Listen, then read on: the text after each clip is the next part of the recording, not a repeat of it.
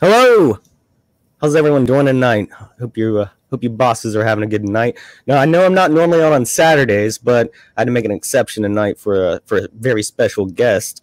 I'm going to bring on just a minute. He's right there, but I'll introduce him. But make sure you check out Hoffcast.com, my website, Hoffcast.com. Let me know if you have any questions down there.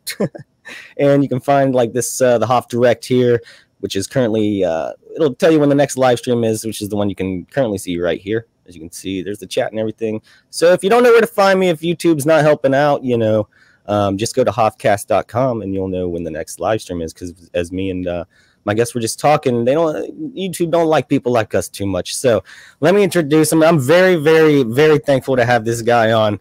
I've been watching him for years. He's got tons of content. He's a guru, pretty much anything under the sun you can think of when it comes to conspiracy theories and just the supernatural, paranormal, everything like that.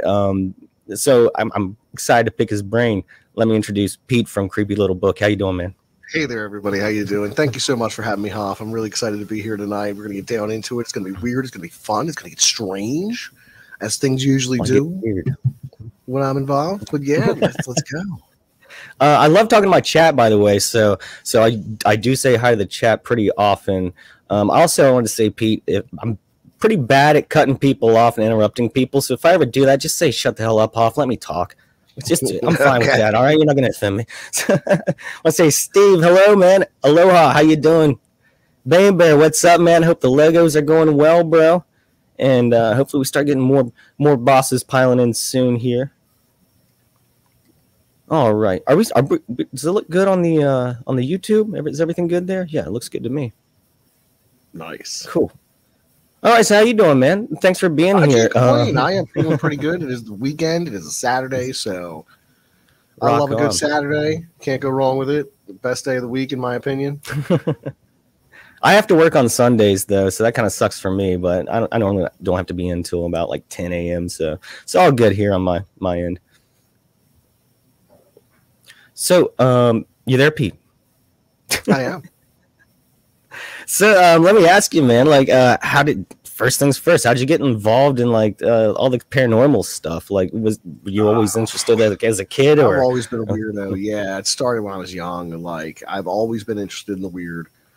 There used to be a program that they ran in the 70s called In Search Of, and they would rerun it in the 80s. And this was hosted by Leonard Nimoy from Star Trek.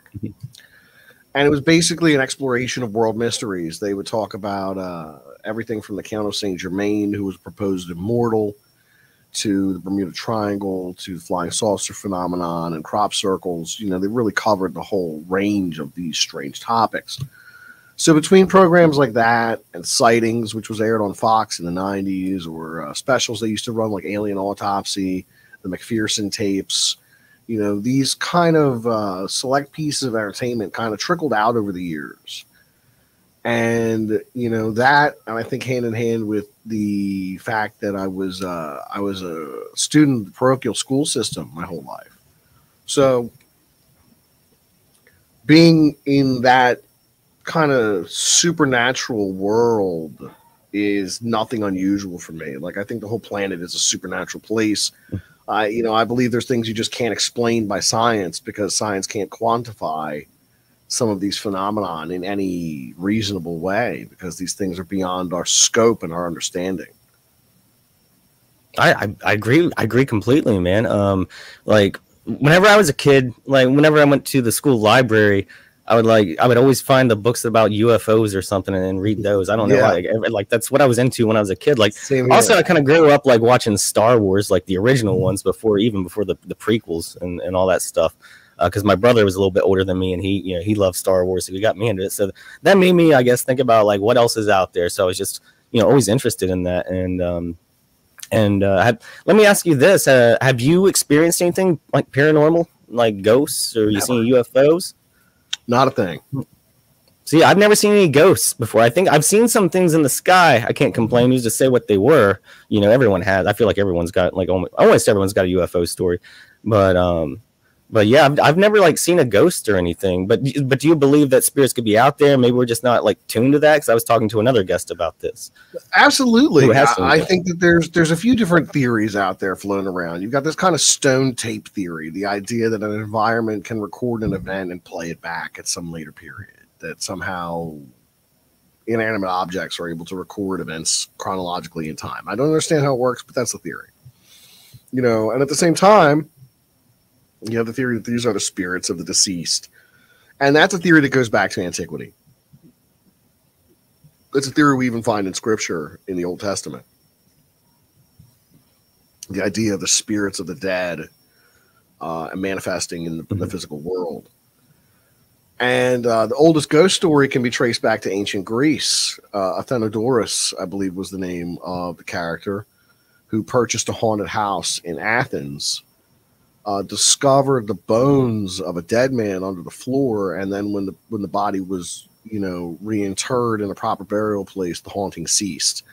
So this idea of this transcendent life to some kind of state in between whatever the afterlife is and our existence holds a lot of sway for me. I think that it's personally phenomenally possible that we're dealing with ghosts in some regard in a lot of these haunting situations, you know, and there are non-human intelligences as well to take into account. You know, when you think of demonic forces, these things that were never corporeal, never alive to begin with, you know, the things that are spoken of in every culture around the world since antiquity.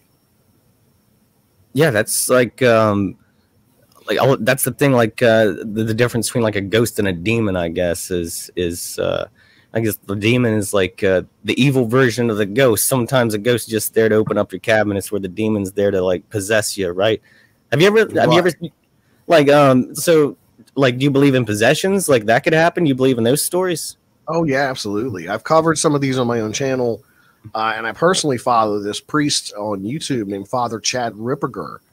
He is an exorcist, and he's performed dozens and dozens of exorcisms where he speaks to the nature of the demonic, how they're able to influence our senses, how they have supernatural knowledge because of their nature as celestial beings. So it's very, very strange stuff, but I do believe it's absolutely possible. And I think in some ways it's reflected in the UFO abduction phenomenon. Go on. I think there are parallels between people who experience alien abduction and people who experience demonic attack. You know, there are definitely parallels that are drawn between these two kind of occurrences.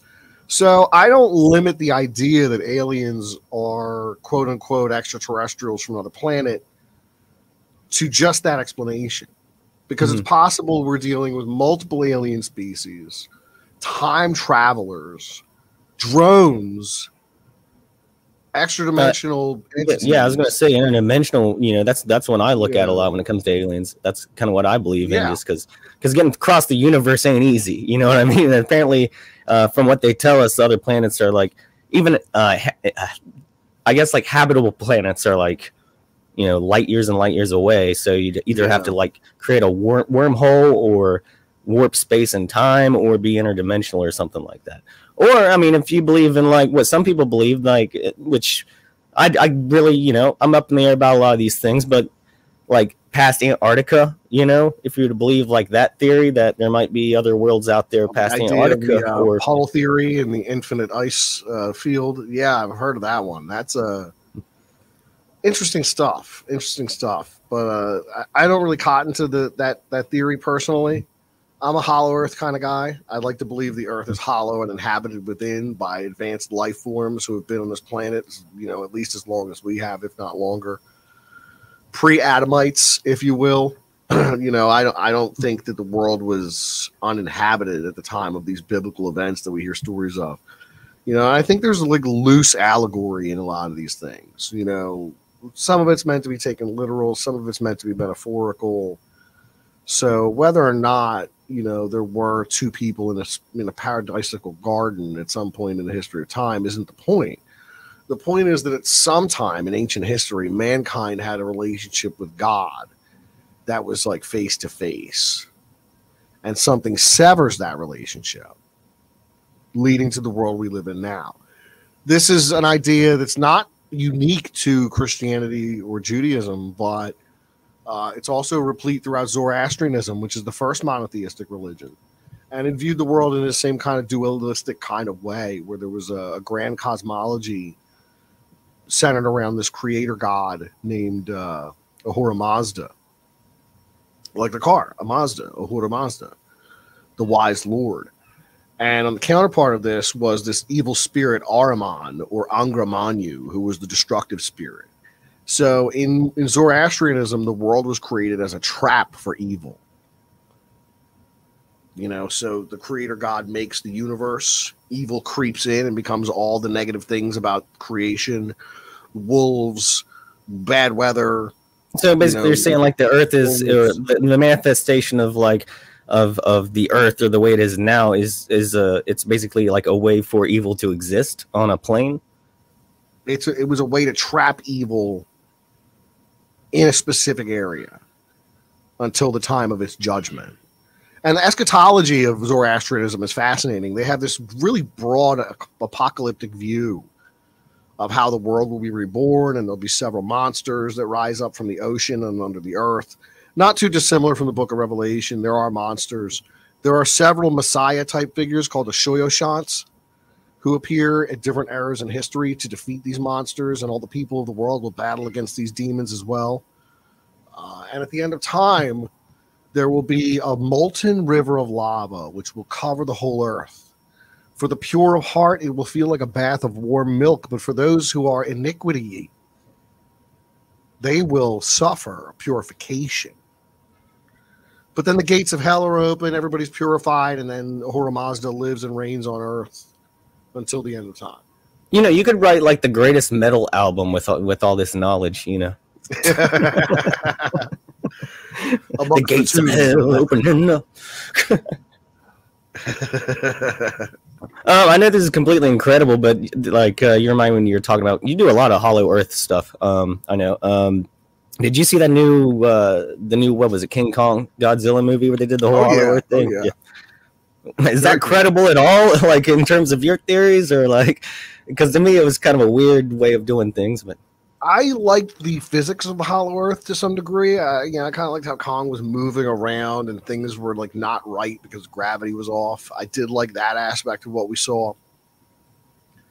But for me, the Hollow Earth is much more complex. It's based on stories like Atadorfa or Vril or Journey to the Center of the Earth, or even the Time Machine. You know, you got this idea of subterranean races, the Shaver mysteries that ran in those, Fate magazine, or was it Amazing Stories back in the 40s?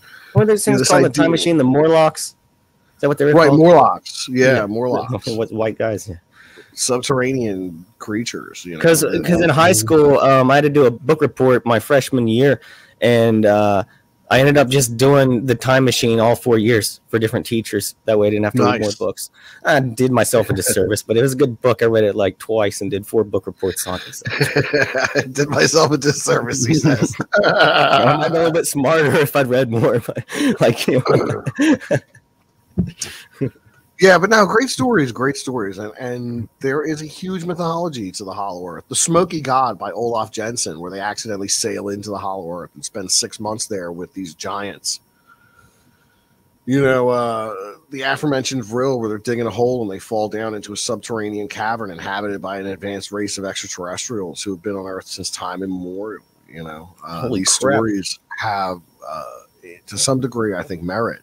In the 1880s, there was a man named John Cleves Sims Jr., and he believed the Earth was hollow and the openings were at the poles.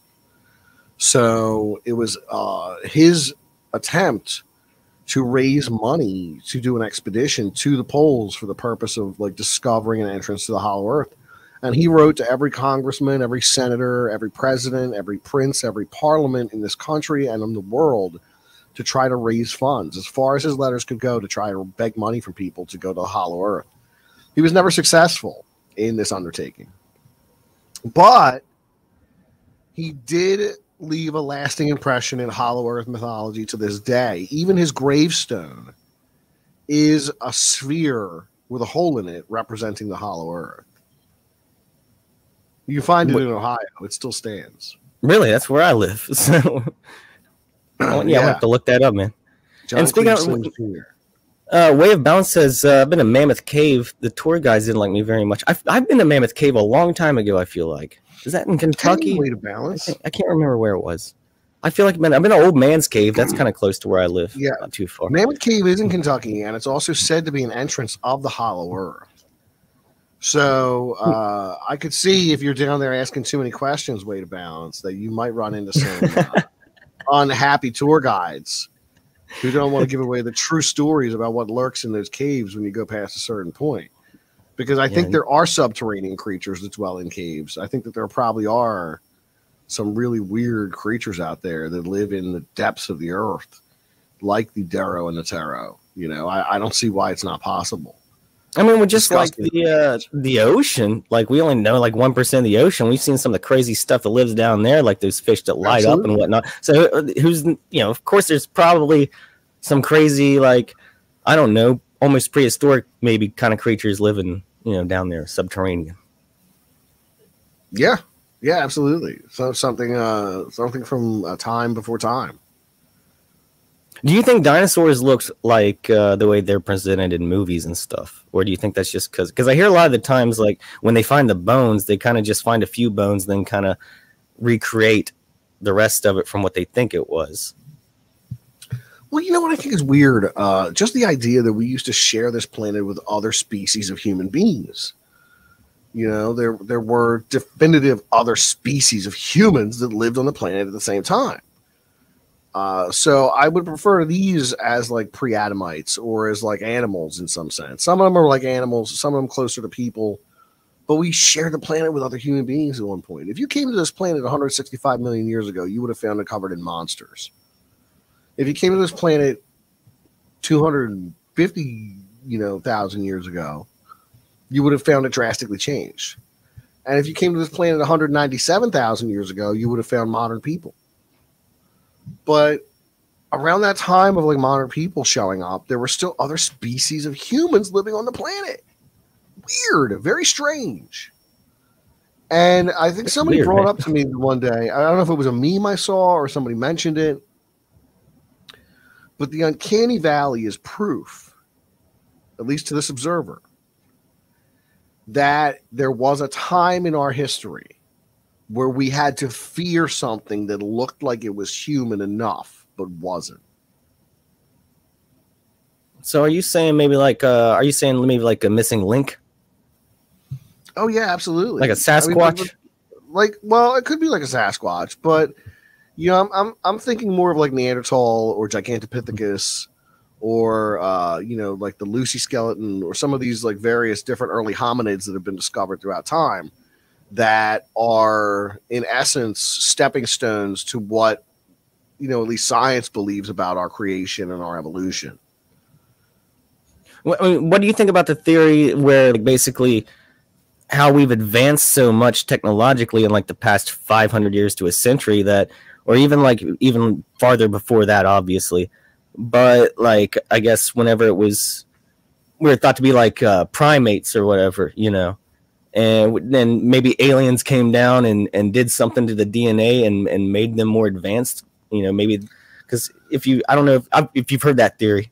That is based in the work of Zecharia Sitchin. So like Zecharia Sitchin came along and he's the one who came up with the idea from the Sumerian clay tablets that the Anunnaki came here and created a race of workers called the Igigi. And the Igigi revolted and they were like, we're not going to be workers anymore. This is stupid. So then the Anunnaki were charged with making a new race of beings to do the work for them. So they created humans out of like the hominids that already existed here and extraterrestrial DNA. They create the human race to mine gold for them, essentially. So the noise of all the people leads the Anunnaki gods to decide to flood the world to get rid of all these people because they can't stand the racket anymore. But then one of the gods warns the man Upnapishtim that the flood's going to come. So Upnapishtim, he gets a boat, and him and his wife escape, and they survive the flood. It's very similar to the story of Noah, who survives the flood in the biblical story of the 40 days and 40 nights, where the deluge comes along and everybody's kind of screwed. I believe in the global flood myth. I think there was a lot of that going on back in the ancient times. There was a massive flood, in my opinion. I think that there was probably great mudslides that were involved in all this as well, burying most of prehistoric history. I think the bottom of the ocean, or buried under millions of tons of mud, might hold secrets to civilizations that blow our concept of history away. Do you believe in Atlantis? Absolutely. Do you believe that exists? Absolutely. Where do you think that is? Where, do you have an idea of where that might be? I think it existed in the Atlantic Ocean. I think it existed Makes sense. Right in the Atlantic Ocean. Atlas, it was named after Atlas. The ocean's named after, Atlas at the same time. The Atlantic Ocean named it for Atlas. The city of Atlantis was named for Atlas. These were supposed to lie past the Pillars of Hercules, which is the Straits of Gibraltar. So this was not, it wasn't North Africa. And a lot of people might think it was the Reichert structure in North Africa, but I personally disagree with that. I think the continent existed in the Atlantic Ocean and was destroyed in a day and a night. Like there was a volcanic upheaval that took the whole thing down. Or the flood. Yeah. The flood could have done it, at the same time. The flood could have coincided with the destruction of Atlantis in some regard.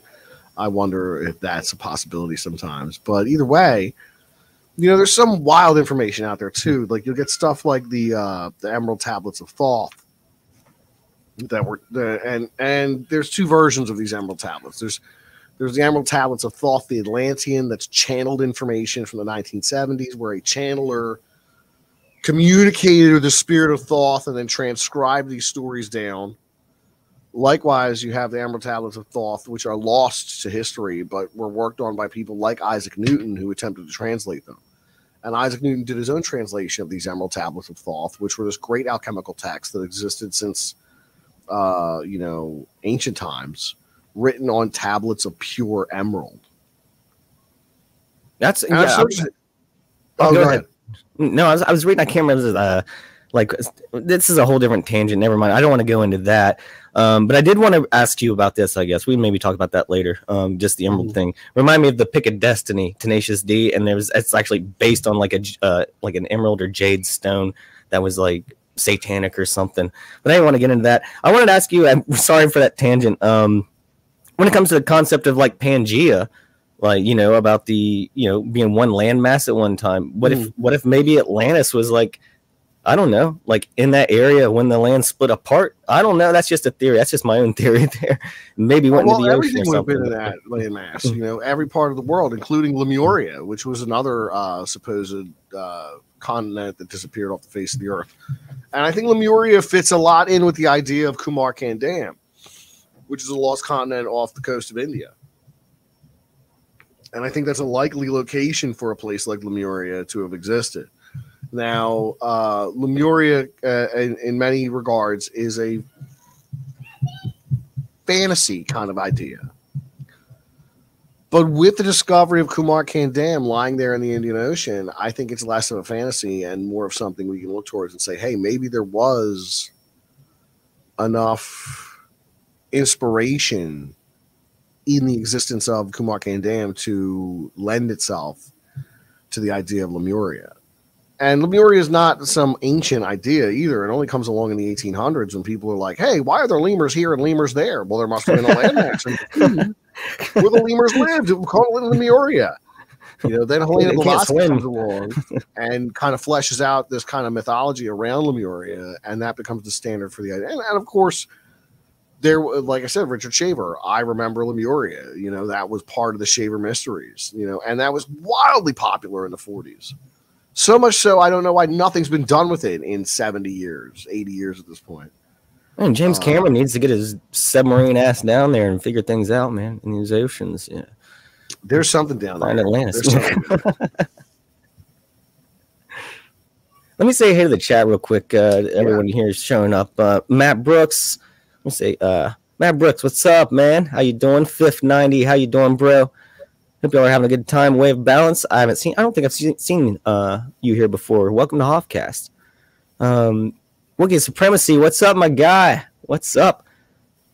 Pseudanoid, that's another person I don't think I've seen here. So thank you for joining. I appreciate it.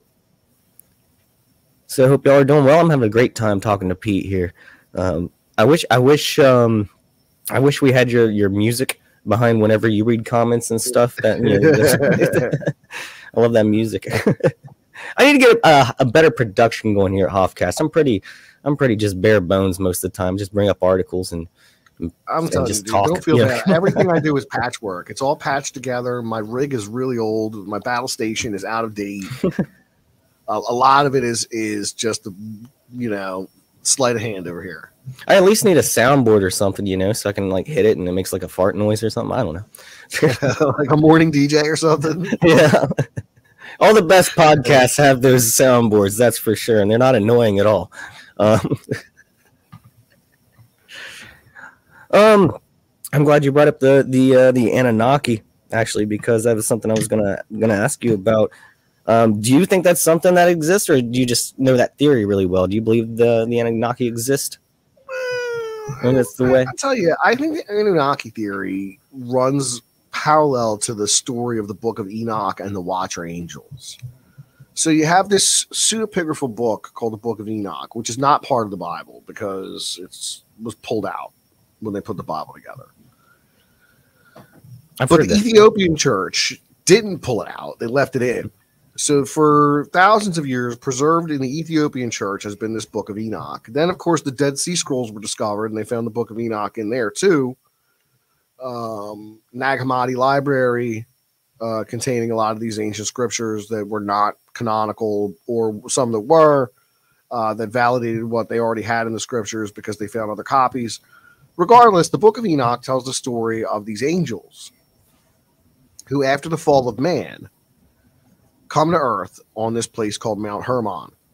And there's 200 of them. And their job is to watch Earth now because at this point in history, mankind is expelled from the Garden of Eden, and there's no other angels on Earth until this point.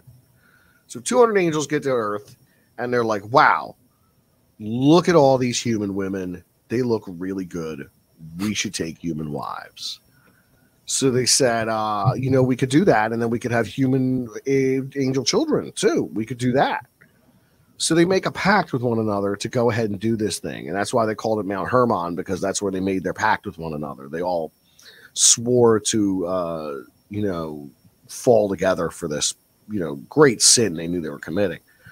So they take on human wives who give birth to children that grow to be the Nephilim, the giants of old times, the mighty men of old, the men of renown, the Genesis calls them. But in the Book of Enoch, they're giants. They eat everything. They eat people. Oh, shit. So they're like trolls, kind of.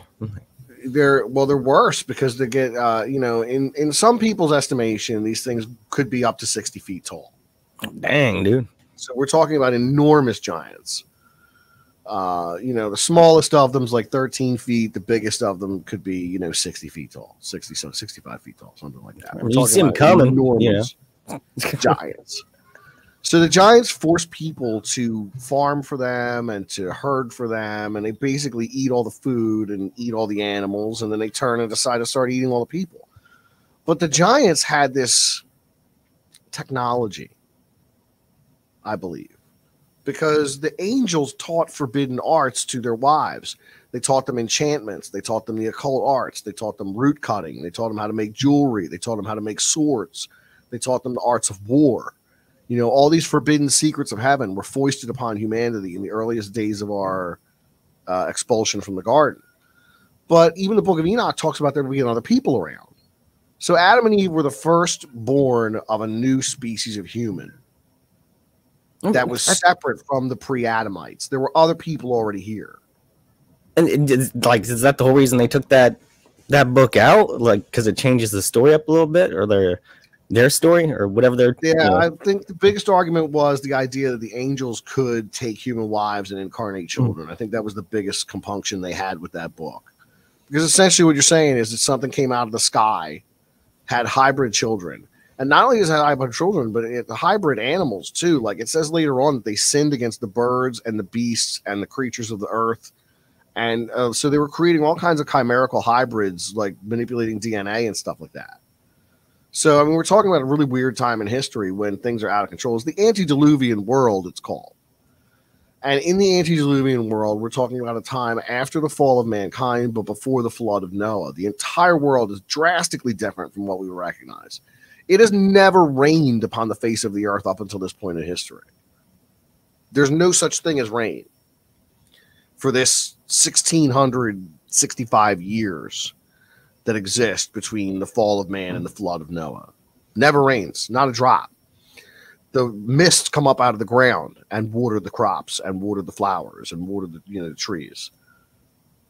That's crazy. Yeah, it is crazy. It's absolutely insane. I've not heard this. That's wow. That is crazy. Where can you find wait, can you just buy the Book of Enoch? Can you just find it somewhere? It's probably a PDF somewhere, right? It's right here on the internet. You can buy it. There's a book called the Super Gospel you can get on Amazon that has a lot of these apocryphal gospels in there, like these Gnostic gospels, some of these works that were rejected from the Bible. There's a lot of stuff that didn't make it in the Bible.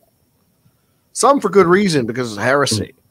Others because it's just strange or non-canonical, or it doesn't make sense, or it was written by various different sects of Christians, in ancient times that don't really jibe with what was going on in the Bible. Yeah, there's all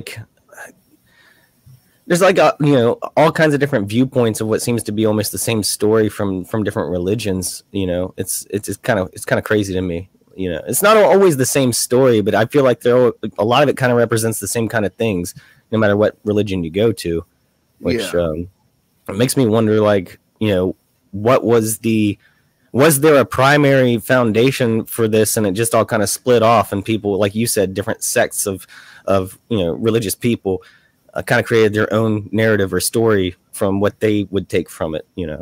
I'm sure that's what, I just wonder what the primary source was, ancient, times or whatever, that was basically the foundation for religion as we know it today, and all the different kinds of, how many different kinds of sects of religion can you name? There's a million of them, you know what I mean? And of course, and it's just crazy, that it's all almost believing in the same thing, but there's different beliefs behind it. So. Well, there's this thing that came along in the Renaissance called the Prisca Theologia, and this is the belief, and I kind of I can see why people believe this. The Prisca Theologia states that through all religion there is a thread of truth. All of it, no matter how weird or off or strange it is, there's a thread of truth to it. But if you pull this thread and you go back as far as you possibly can, you're going to find the purest, truest religion somewhere in the distant past. Something happened somewhere in the distant past where mankind made contact with divinity. Something happened there. It's replete throughout these stories. Because there's no other way we would know, right? Well, it's recorded in our histories. It's recorded by these great sages and soothsayers and prophets. That somewhere in the past, these people made contact with nothing less than divinity.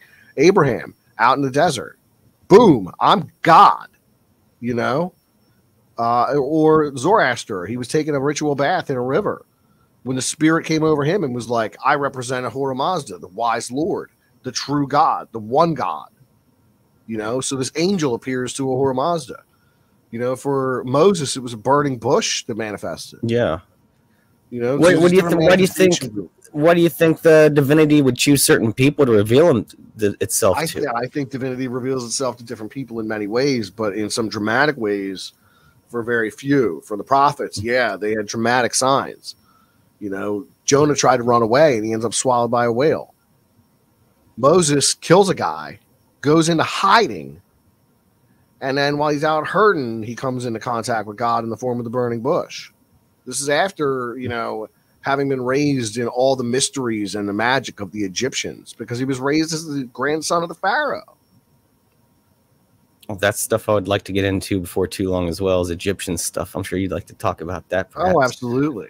By the way, real quick, I forgot to mention, I've been meaning to bring this up several times. In the description below is Pete's link to his channel, Creepy Little Books, and make sure that you check that out and you subscribe if you haven't already, because there's just it's just a wealth of knowledge and research and learning, and it's fun. He makes it fun, and that's my favorite thing about Pete. Well, thank you so much. I do try my best. Deranged Lunatic is asking, Pete, which tracksuit do you have on today? I'm not wearing a tracksuit today. Just a regular old hoodie over here. Way of Balance was asking, what about some ancient world trees like remnants as leftover stumps, such as the Devil's Tower? I've heard those wild theories, Devil's Tower, and then there's a rock in Australia, Ayers Rock, I believe it's called, and similar situation where these things could be ancient tree stumps. Did tree stumps get that big? No, I don't think so, but mushrooms did. Oh, okay. So it could be mushroom stalks. It could have been giant shrooms. If we talk about the Purple Dawn, the time of the Purple Dawn that existed perhaps prior to even the antediluvian world, then we talk about an electric universe. And if we're talking about that, then at some point in the history of our world, Saturn was our sun. Mm-hmm. I've done a little bit of research into the Saturn stuff. I find that just all that stuff crazy, like Saturn worshippers and that was actually like a lot of people think, like, I guess, like Saturn kind of represents Satan to an extent. To a degree, yeah. Well, I mean, Kronos did eat all of his children, so no one would usurp him. So, it's I can see why they would have affiliated with Satan. I just know, like, a lot of these, you see a lot of, if I'm sure you know about this stuff, just like you look at a lot of symbolism and things, there's a lot of Saturns, in big companies, at least like shapes of the Saturn or, something like that. Like the Nike swoosh is allegedly like a ring around Saturn or something. I don't know if that's true or not, but that's just one example of many, many of them. So it's because that's something I really look into, is just the whole kind of Illuminati kind of thing, honestly. Like that, I'm big into that kind of stuff, and whenever I see the symbolism coming from like occult symbolism or just whatever, that's something I'm big into, like, looking out for. And I just know, like, if the occult or the Illuminati are promoting something, it's probably not good. So when you see Saturn, I would agree with that 100%. Yeah, you got to watch out for those Illuminati guys. They are bad news. Is that something you believe in? To an extent. I mean, I think there is an establishment that exists in culture, and for far too long, it has manipulated the population in one direction. And I think it's been overall net negative. It's been a net negative for society. This 24-hour news cycle, social media, nonstop information, nonstop entertainment, stimulation. There was a time, before all that. I mean, think about the 1960s when you first had sitcoms and televised sports come along and really kind of take up a lot of people's free time. There's a reason Monopoly takes 20 hours to play. It's because it was invented in the 20s and there was nothing else to do. So there used to be a lot more time in people's day. And we used to have a lot fewer bills. We weren't paying for internet access. We weren't paying for cellular phones. In my opinion, when it comes to like the Illuminati, sorry to cut you off there. I was just going to say that, and like I said, if I cut you off, just tell me shut up. Just say shut up, Hoff. But what I was going to say is, in my opinion, just from my own personal beliefs, I'm not saying this is the truth or anything like that. My view of the Illuminati and the occult is they're like godless, this sense of godlessness that is trying to basically kind of just take that away, because they don't want you to worship a god. Because if you worship a god, no matter what that is, then you're not worshiping them, or what they believe in or whatever. And I think it's just, you're seeing this complete like takeaway of just good values, in my opinion, when it comes to these people, and they do it in a very slimy way. And like when you were talking about when like TV and stuff comes along, it's all advertising now. Like even like sports, in my opinion, most of the time is rigged. It's just there because if you look around the entire stadium, you see nothing but advertisements. Oh, absolutely. And most of them have Illuminati symbolism on them. you know, it's hard to get away from the occult symbolism and things because obviously people are aware of it at this point. Like, you know, the people who create these things are aware that they're putting these symbols in there. And then there's a subsect of us who are going to be like, oh, look, I told you. Look, there it is. There it is. Hold on. He's covering his eye. You know, when I first started doing videos, people got on me because I speak with my hands. And I learned not to do this because I got too many comments about it. But I was very, I would gesticulate a lot with my hands when I was talking. And it was all like, look at him making the Illuminati hand symbols. Oh, no. Flashing hand symbols. You know what I mean? Like, that's they were accusing me of flashing hand symbols. I think I accidentally did that on video the other day. I was like, oh, shit. People are going to think I'm Illuminati.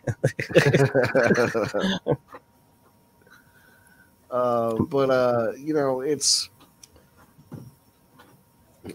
really strange stuff. 1 second. I mean, like, oh, you need a second? Just a second.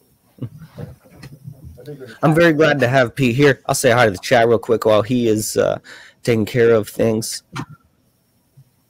See, Jake Carr, welcome. By the way, if you haven't already, like and subscribe, like the show. Not for me, like it for Pete. And also go to his the link down in the description box below and subscribe to his channel if you haven't. Because like I said, it's just like, it's a whole smorgasbord of anything you would want to look up conspiracy related. He's got something on it and lots of it. Let me tell you, the guy is a guru, absolute guru. Let me see here. Yeah, Jake Carr, welcome to Hoffcast. I think you're new here tonight. It says columnars like Devil's Tower are thought to be formed by ancient volcanoes that eroded into the tower-like structure we see. Although yes, they're probably older than gave credit for. That's interesting. So it's so the volcanoes eroded that into that structure. That'd make more sense. It's called Devil's, or it makes some sense because it's called Devil's Tower. You know, you think it'd be a volcano to make it. All that lava reminds you of hell. I don't know if you guys remember that we thought, if you watched that one Hoffcast where one of the UFO videos was a UFO in a volcano, and it was just a rock. It was just a rock that was shaped like a UFO. It's like there's no way there's UFOs in the lava. What are they doing? And they're trying to warm up before they head out. Steve said, dang, I had to take a call. I'm super late. You're not super late. I don't know how long I'm going to be able to have him Pete on tonight. Hopefully for a little bit longer. That way, because I got a lot of stuff I still want to ask him.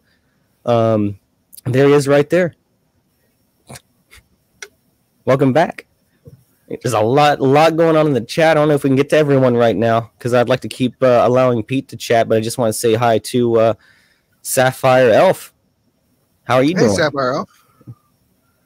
So I think I've said hey to everyone so far in the chat. I appreciate you all being here. You're awesome. You're bosses. You're officially bosses now if you're new here tonight. Really, a lot of people. I see a lot of familiar faces myself. So thanks for being here tonight, guys. It's really cool of you. Yeah, thanks. I appreciate it too because I'm not the biggest channel, and like I said, I'm very, very thankful to have Pete on. Like I said, however long you want to go tonight is cool with me. If you can't stay very long, I understand that, but we'll go as long as you want too, man. Because I feel like, I mean, I still have a lot to ask you about, and I feel like we still have a lot to talk about. And of course, we could, people like me and you and me go all night, I'm sure. But either way, man, I'm having a good time.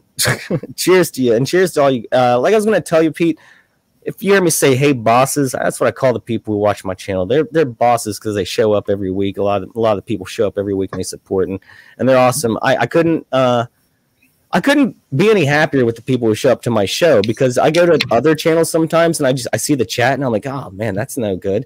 I wouldn't want people like that in my chat. I always have like really nice, really cool people in mine. Hello to Jupiter's Realm. How you doing? Yeah, welcome everyone. Anyways, Pete, let's get back to it, man. Is there anything you wanted to go with? Anything you wanted to talk about? So I got a list, but you know, if there's something in particular, you can follow your list. I'm good. I'm just following along. What do you think about simulation theory? I personally don't go with the simulation theory. I think it's a novel idea, but I mean, the world's concrete. It's 3-dimensional. I can touch it. I can feel it. I can experience it via my senses. It was, you know, it's something that I can understand people's point of view when they kind of adhere to it, because you do see minor glitches in the Matrix from time to time. You know, these experiences like deja vu, missing time, you know, things like that. Yeah, I know you've done an episode on the Mandela effect. You know, what do you think that's a thing? Like, do you think that exists? Personally, I think it's bad memory, Mandela. Yeah. People just are misremembering things. I misremember things all the time. Like every time I talk to my mom on the phone, we bring someone up and one of us is like, is that person still alive? I can't remember. You know, it's like I don't remember. Like celebrities, you know, not like people in our family, but yeah. Oh, right. Mm-hmm. And we're wrong every time. We're like, yeah, he died, and we'll look it up and he's still alive. Oh, good.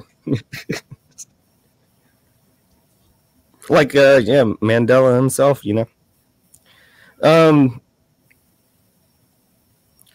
So I kind of see a little bit of merit in simulation theory myself. Not that I completely believe it or anything, but I do understand, like, you know, it brings a lot to the question of, you know, what came first, the chicken or the egg? You know, where did we come from? Who created the universe? Who created the creator? Who created the universe? You know, where did it all come from? Is it all just a big spiral? You know, that's the thing that I find interesting about simulation theory. And me personally, the way I look at things, Pete, is I'm very rarely all in on any certain theory. Like, it's very rare that I'm all in on a theory at all. Like, because I always kind of question it because I just don't know. And I try to keep my mind open like that. But at the same time, I don't want to completely disregard something that I don't agree with either, because I think I'm doing myself a disservice that way.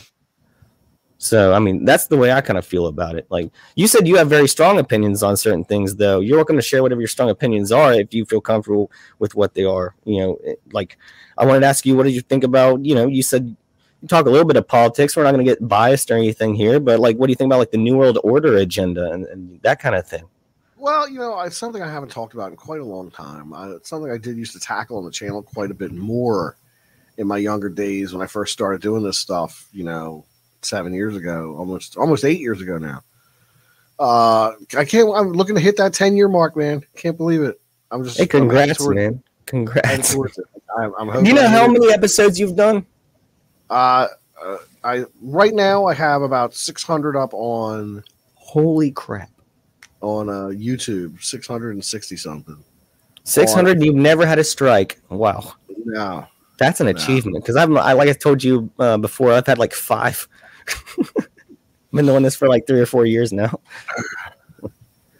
Yeah, well, I don't get into stuff that's too controversial by design. Like, I'm not trying to get strikes. You know, there are ideas that I have videos for that I'd like to tackle on another platform. You know, because I can be a little more free to say things on other platforms that are not YouTube. You know, and the New World Order would be one of those things that I would speak to in that regard. You know, there's so much to say about their agenda. It's been clear since William Cooper wrote about it in Behold a Pale Horse back in the 90s. I was about to bring that up whenever we were talking about the Book of Enoch. Sorry to cut you off, man. I'm terrible with this, but if I don't, I lose my thought. But when you're talking about the Book of Enoch, I was thinking about, like, because I bought the book Behold a Pale Horse there a few months back, Bill Cooper, and I know it's not like there's a version out there that has like a couple chapters they took out that isn't in the one I bought on Amazon, but those are like $300, $400 if you try to get them on eBay. Oh, okay. Did you know that? Like, there's like, I was not aware. I didn't know. Yeah, there's a version with like 2 more chapters about UFOs and stuff in it that's been removed.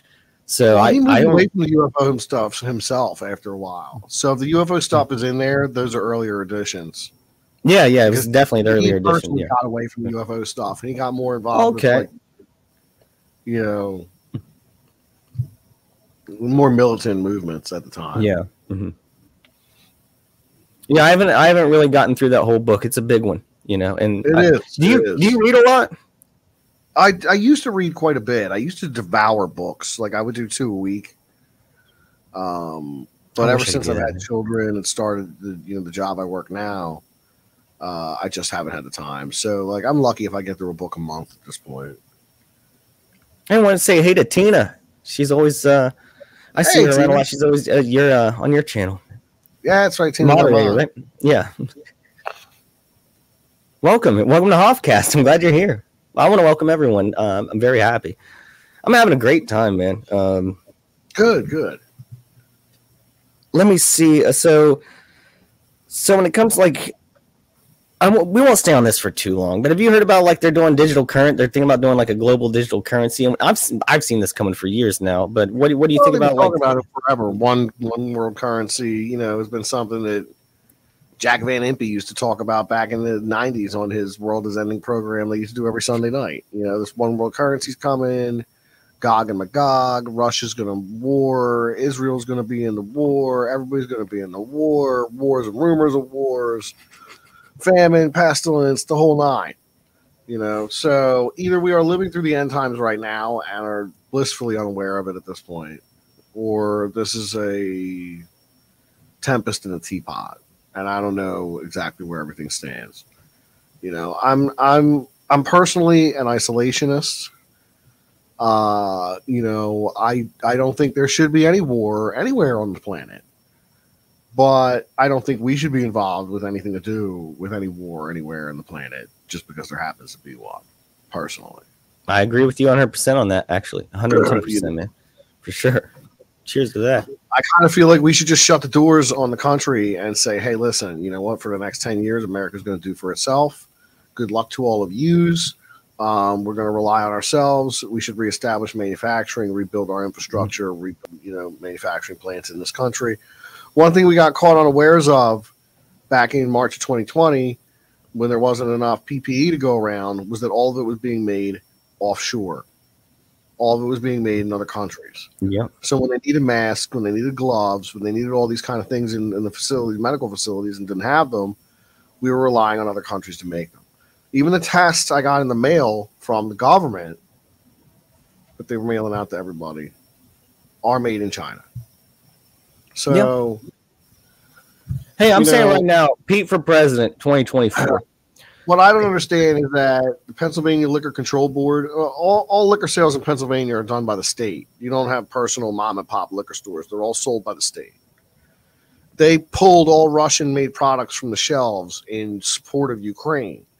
What I don't understand is where everybody was doing this when this virus broke loose, spread around the world, and it came from our enemies, in the form of traveling here. Mm-hmm. No, I agree with you completely, man. I agree. Like it's there's a lot of hypocrisy for sure when it comes to these things. I think we should rebuild and we should make more things here in our own country that would just benefit everyone. You know, it's good for everybody if that is the case. Mm-hmm. Shut it down for 10 years.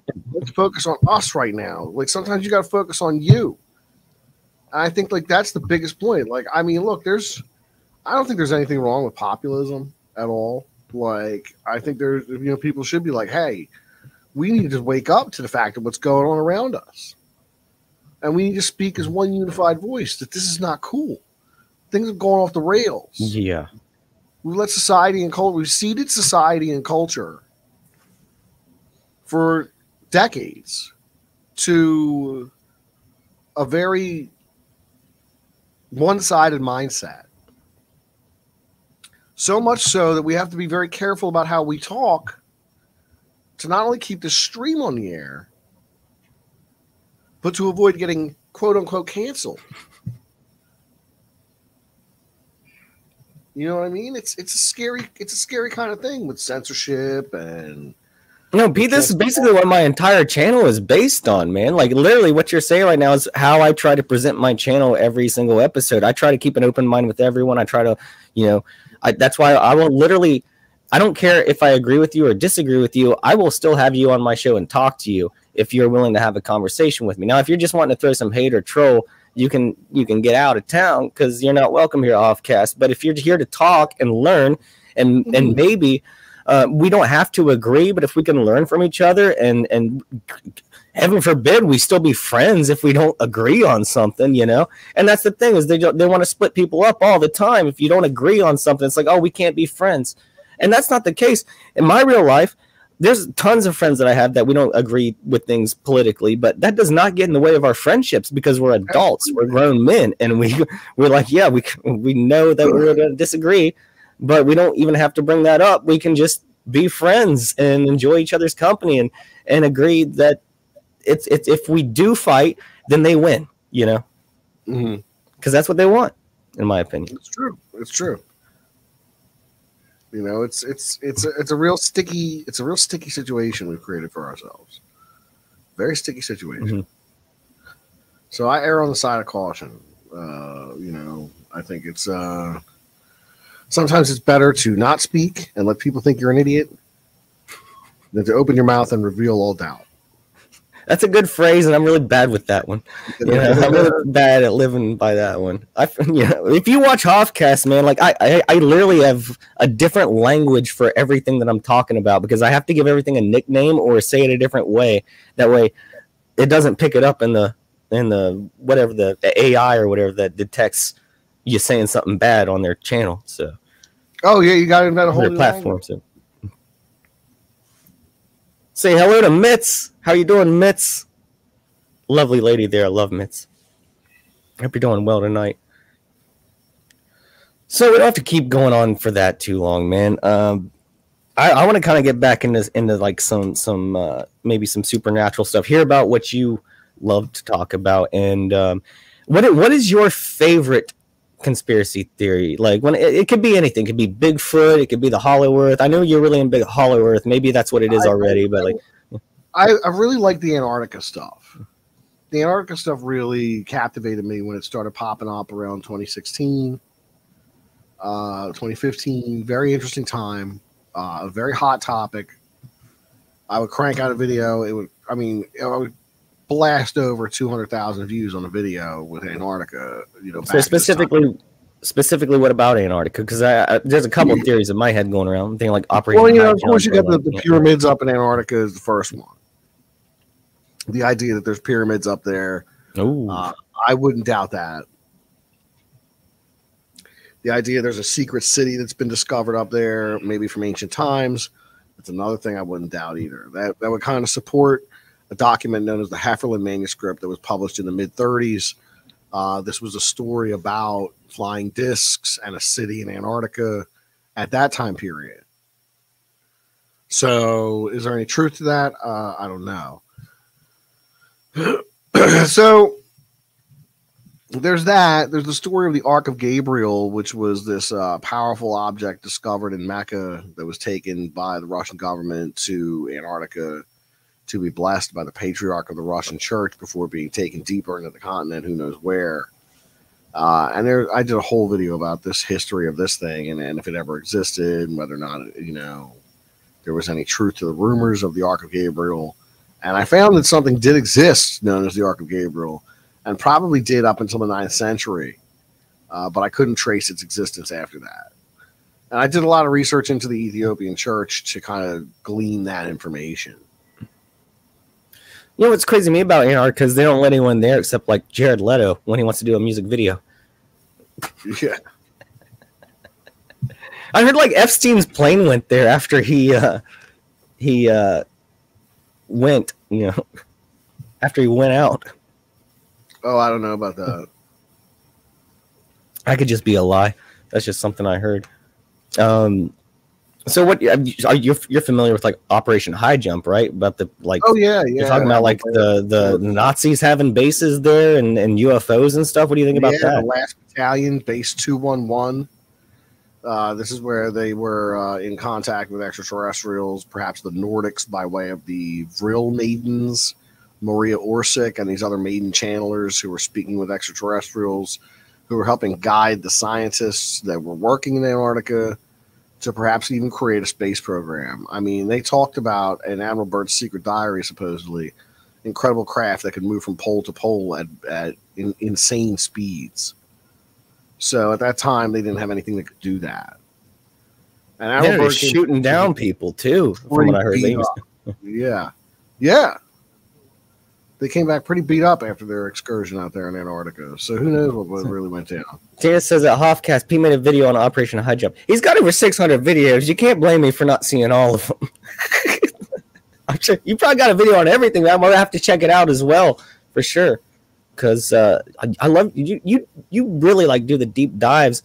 Even though you do so many different subjects, you still like you do your research on them. And I don't know how you do it on so many different things, but I try to. I really do. What do you think about the moon? Because a lot of people relate the moon and Antarctica. Like, there's a Modest Mouse album. Yeah. The moon is a spaceship, and who knows if the people who inhabited ancient Antarctica came here in that moon. Something That's they could in have theory. Done. In theory. No, I was like, go ahead, keep talking about how the moon's a spaceship. I want to hear about this. Yeah, the idea that the moon is hollow and it was an ark that was sent here, carrying life forms from somewhere else in the universe to our world, perhaps as a last-ditch hope in saving an entire species, maybe an intergenerational spacecraft. So, I mean, if you were going to craft something that you could really withstand the rigors of space and then, serve you that kind of intergenerational kind of purpose, why not a moon? So you're telling me it's not made of cheese? Nope. God damn. I was hoping to go there one day and just live. There's probably aliens up there too. What do you like? Don't you think it's crazy that we only see one side of the moon ever? Like, it just rotates the right way, and so we never see any other part of it. What's going on that other side of it? Pink Floyd wrote a whole album. Yeah, it's weird. It's definitely weird. Who knows? Probably some aliens there. Why do you think? I've seen pictures of alleged pyramids on the moon. What do you think pyramids represent all over the world? Is it like a way to build up to the heavens, or is it a spiritual thing? They're mainly temples, right? They could have been power plants. They could have been stargates. Who knows what they were? I mean, they could have been harnessing incredible energies. I can only imagine these pyramids with these obelisks standing out in front of them and huge amounts of electricity arcing between the tips of the pyramids and these obelisks. And perhaps there was a way to conduct that. Perhaps they had Tesla tech that we don't even understand at this point in the past. So, I mean, okay, here's an easy, well, not an easy one, but just an obvious question. How do you think the Egyptian pyramids were built? What's your belief on that, your theory? Do you think that that was done there? They were brought, because there's no way. In my opinion, it doesn't make any sense. There's too many blocks. They're 2-ton blocks, and there's too many of them. There's 1 million of them. I feel like they're older than we're told, and they were there and discovered by the Egyptians rather than built by them. No. And you think they just drew their graffiti on them and claimed them? Personally, yeah. I mean, they weren't, opposed to knocking faces off statues and recarving them, so. Fucking vandalization right there, man. Because the Sphinx allegedly looked different, right? Like its face fell off or something. Napoleon's soldiers shot its nose off. Oh, I didn't know that. Yeah. Gosh. A little tidbit for you. Napoleon slept in the pyramid one night. That's balling, dude. That's pretty balling. When you sleep in a pyramid. When the first got into the pyramids, they couldn't dig their way in. They had a map. I think it was an Arab Khalifa, and they had a map, but they couldn't get into the pyramids. So they started setting fire to the rocks and pouring cold vinegar on them till the rocks would split, and that's how they dug their way into the pyramid the first time. That's I guess it's a one way to do it. But someone like me, I'm like, this pyramid's in mint condition. I really don't want to mess with it. Herodotus writes of the histories of the pyramid. He was like, oh, how big is it? Where did it come from? And everybody was like, oh, it's the tomb of Khufu or whatever. But I think it's older than that. I think it's, definitely serves some strange purpose. Who knows if there was a link to that pyramid and other pyramids around the world, that contain some kind of technology we just don't understand. Well, also that, if you look at the 3 pyramids in Giza from an aerial view, they're in a diagonal line, all lined up in the exact same way. Apparently, the lines point to north, east, south, west. They line up with constellations. Line up with the sun, so it's just insane that these people would be able to do all this back in the day. The Egyptians would be able to do all that. And as you were saying earlier in the show, there's probably been several different, I guess, incarnations or versions of our world throughout millions of years. And the way that these were built, they were built to stand and hold up for a long time, as we can see. And I think that's the reason they were built that way. Why they were built, I don't know either. Like you were saying, Could be a lot of different things. But to me, it just doesn't make any sense what the stories they tell us, that they had slaves dragging these things for miles with ropes, and they had, like, this doesn't make any sense to me that worked. And apparently, like, whenever they were like building inside, they wouldn't have enough light or oxygen to stack the bricks the way that the stone, the way it needed to be made as they were building it. So there was no way for them to breathe when they were doing it from, so. Yeah, it makes no sense. There's so much of a mystery to it. What do you think about like constellations? Do you do astrology? You believe in astrology or any of that stuff? No, I personally don't believe in astrology. I will be hosting Jake Carr, who is in the chat tonight, on Monday night, and we're going to speak about Norse astrology. All right. So some of the runes and some of the ideas behind the Norse beliefs concerning astrology. And I did do a show about a month back with Cat Sky, who you can find at Cat Sky Official on Instagram, about astrology, kind of a general overview of the idea of astrology. But personally, I don't believe in the study of astrology or anything like that. I will say this, Pete. I had an episode a couple weeks back with a couple ladies who read tarot cards. Mm-hmm. And they read some. I don't know if this stuff is real or not. And I know, like, you can always kind of manipulate your mind to believe something that you're being told. But I gotta be honest with you, man, they were pretty spot on with their readings. Especially with my buddy who got, like, they were talking about he's gonna get promoted soon, and literally like 2 days later he got promoted. So they don't even know him. They've never met the guy before, ever. So that was pretty weird. Yeah, I mean, the thing is, I think tarot can be used as a storytelling device. I think it can be used as an esoteric tool for psychological kind of consultation, to kind of see where your headspace is at, interpreting those in relation to your life. I don't necessarily know if you can tell the future with them, personally. I do have a deck, but I bought it for the artwork. It's the Knapp Hall deck, done by Manly P. Hall and J. Augustus Knapp back in the 1919 or something. Nice. It's I not do like the artwork on the cards. It's a reprint from the 90s. Oh, okay. That's still pretty cool, man. Manly P. Hall. Artwork is beautiful. Yeah, that's what I said. I like tarot. Like, I love looking at the artwork on tarot cards. It's beautiful stuff. I took some art classes, in college. Yeah, I'm that guy. And I really love, like, the Byzantine stuff, the stuff with the icons, and like, especially the Egyptian kind of stuff and the ancient kind of architecture. I like the Gothic architecture. That's pretty cool. And a lot of that stuff, I don't know if you've seen these videos, Pete, where, like, you could see, like, the way the cities looked back then, and they've torn all the old ancient architecture down and replaced it with modern architecture now. So these beautiful cities are gone. I mean, granted, they might have had to, because it gets old, eventually, and you're gonna have to rebuild it. But at the same time, in my opinion, I don't know what you think about this. I think they're trying to rewrite history all the time, so they keep us confused about where we really come from, and we never really know. There were authors like Fomenko who did an entire chronology based on the idea that 1,000 years of history was a lie.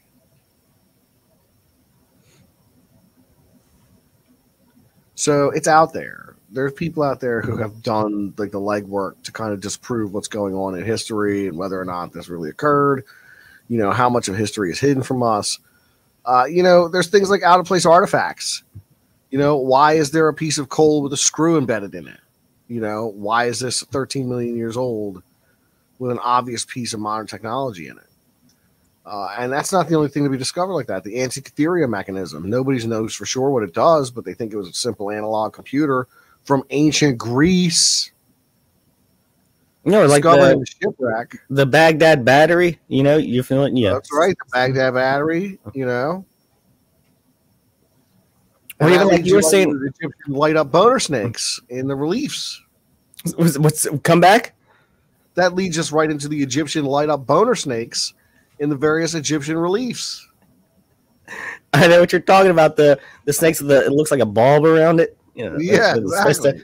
That's supposed to be the light bulb that they used whenever they lit up the room with our electric boner snakes. That's a great band name, dude. Electric Boner Snakes. Write that one down. There we go. Save that one. Electric boner snakes, everybody. I'm definitely going to, I'm writing that down just strictly for the joke, because I just don't want to forget that. And anytime anyone brings up Egyptian, that's what I'm going to think of now is electric boner snakes. You know, if anyone wants to talk about pyramids, I mean, well, there wouldn't be pyramids without the electric boner snakes. Just remember that. We'll get to the chat real quick if you don't mind, Pete. Oh yeah, give me a second. I'll be right back. Yeah, go ahead. I'm going to say hi to the chat. Having a great time with Peter, and I hope you all are enjoying the show. As I said before, you probably already are subscribed to him, but if you're not subscribed to Pete, go to the description box below. The link to his channel is there, and he's just like, this guy is a guru. This guy, he'll talk. He knows everything about everything. There's no doubt about that. That's why I like him. I'm very, very appreciative to have him on tonight.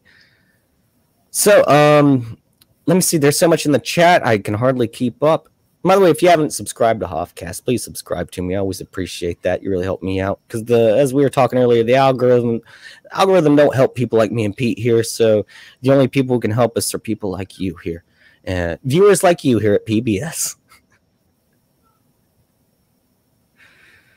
So yeah, there's so much chat here. I'm just going to try to get to maybe some new people that newer kind of comments, because we've gone past a lot of those subjects. I want to say hey to Raquel SSG. Hope you're doing well tonight. Welcome to Hoffcast. Appreciate you being here. By the way, you're all bosses. If you're here now, you're officially a boss. If you're watching Hoffcast, you're a boss. I appreciate you. You know, all great people here tonight. Sapphire Elf just says moon is weird. That's for sure. Moon is weird. I want a shirt that says that. Just those 3 words. Moon is weird. I'm gonna make a shirt like that. I'm gonna sell it here on the Hoffcast. Moon is weird. Can I take that? I'll give you 25%, Sapphire Elf, if I do sell those shirts. Or you can sell them. I don't want to steal your idea there, but it's a good one. Tamara Jackson, hello. How are you doing tonight? I love to imagine the moon's a spaceship. Yeah, and you ever seen the Truman Show? That's kind of how I think of the moon. There's like a big base up there, people watching us all the time. Mitz says, I think the moon is the reincarnations. The moon as the reincarnation center is interesting to me. Whoa, okay. So what you're saying is like when you pass away, your soul goes up to the moon, and that's when you get reincarnated and then sent back down to the earth. I think that's what you're saying.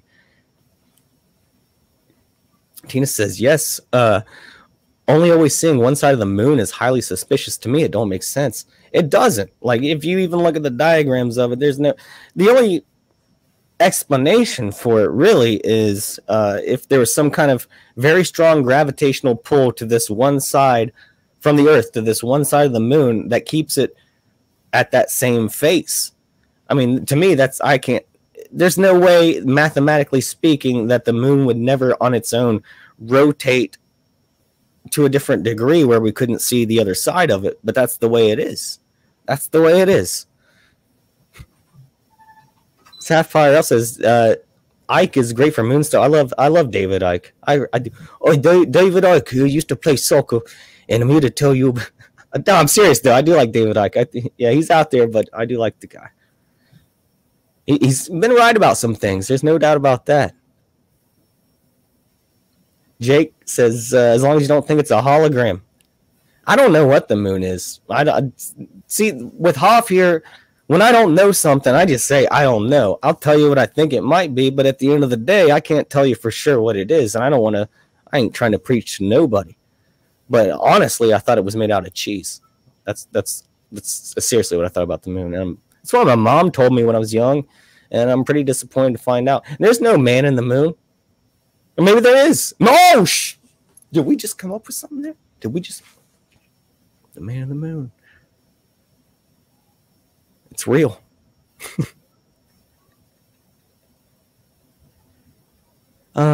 Steve says, I heard they found computer type stuff from the pyramids, meaning our day and age isn't the first to make computers. Yeah.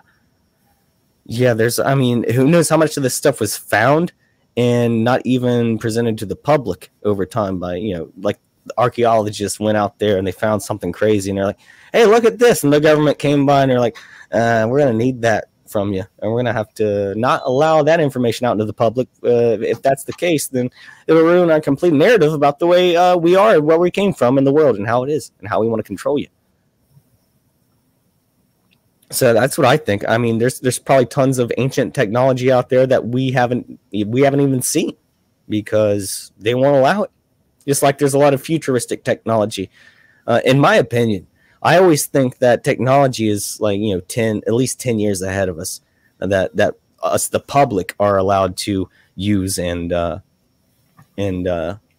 because if not, they couldn't control it. And these companies are all about controlling.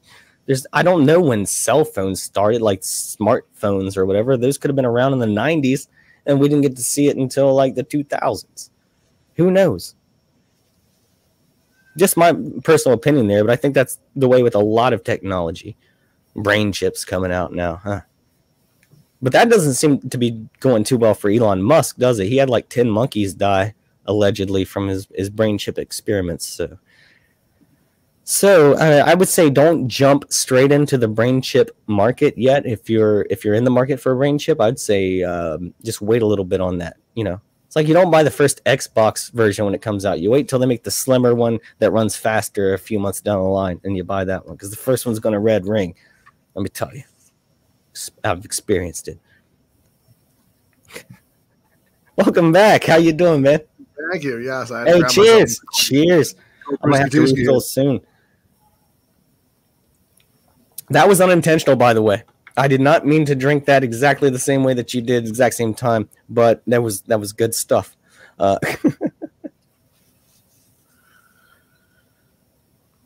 So yeah, I was just talking about brain chips, Pete. Oh, you know what? I don't know about brain chips. Because then they get hacked. Then they're hacking your brains. Oh, exactly.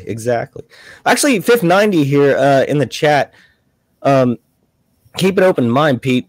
He said the Twilight Zone episode of People Warm Not to Eat the Food from Person Mountain was a computer. See, 590, he was on my show last week for a great interview. He's a great guy, but he believes he has a chip in his head and they can basically control him.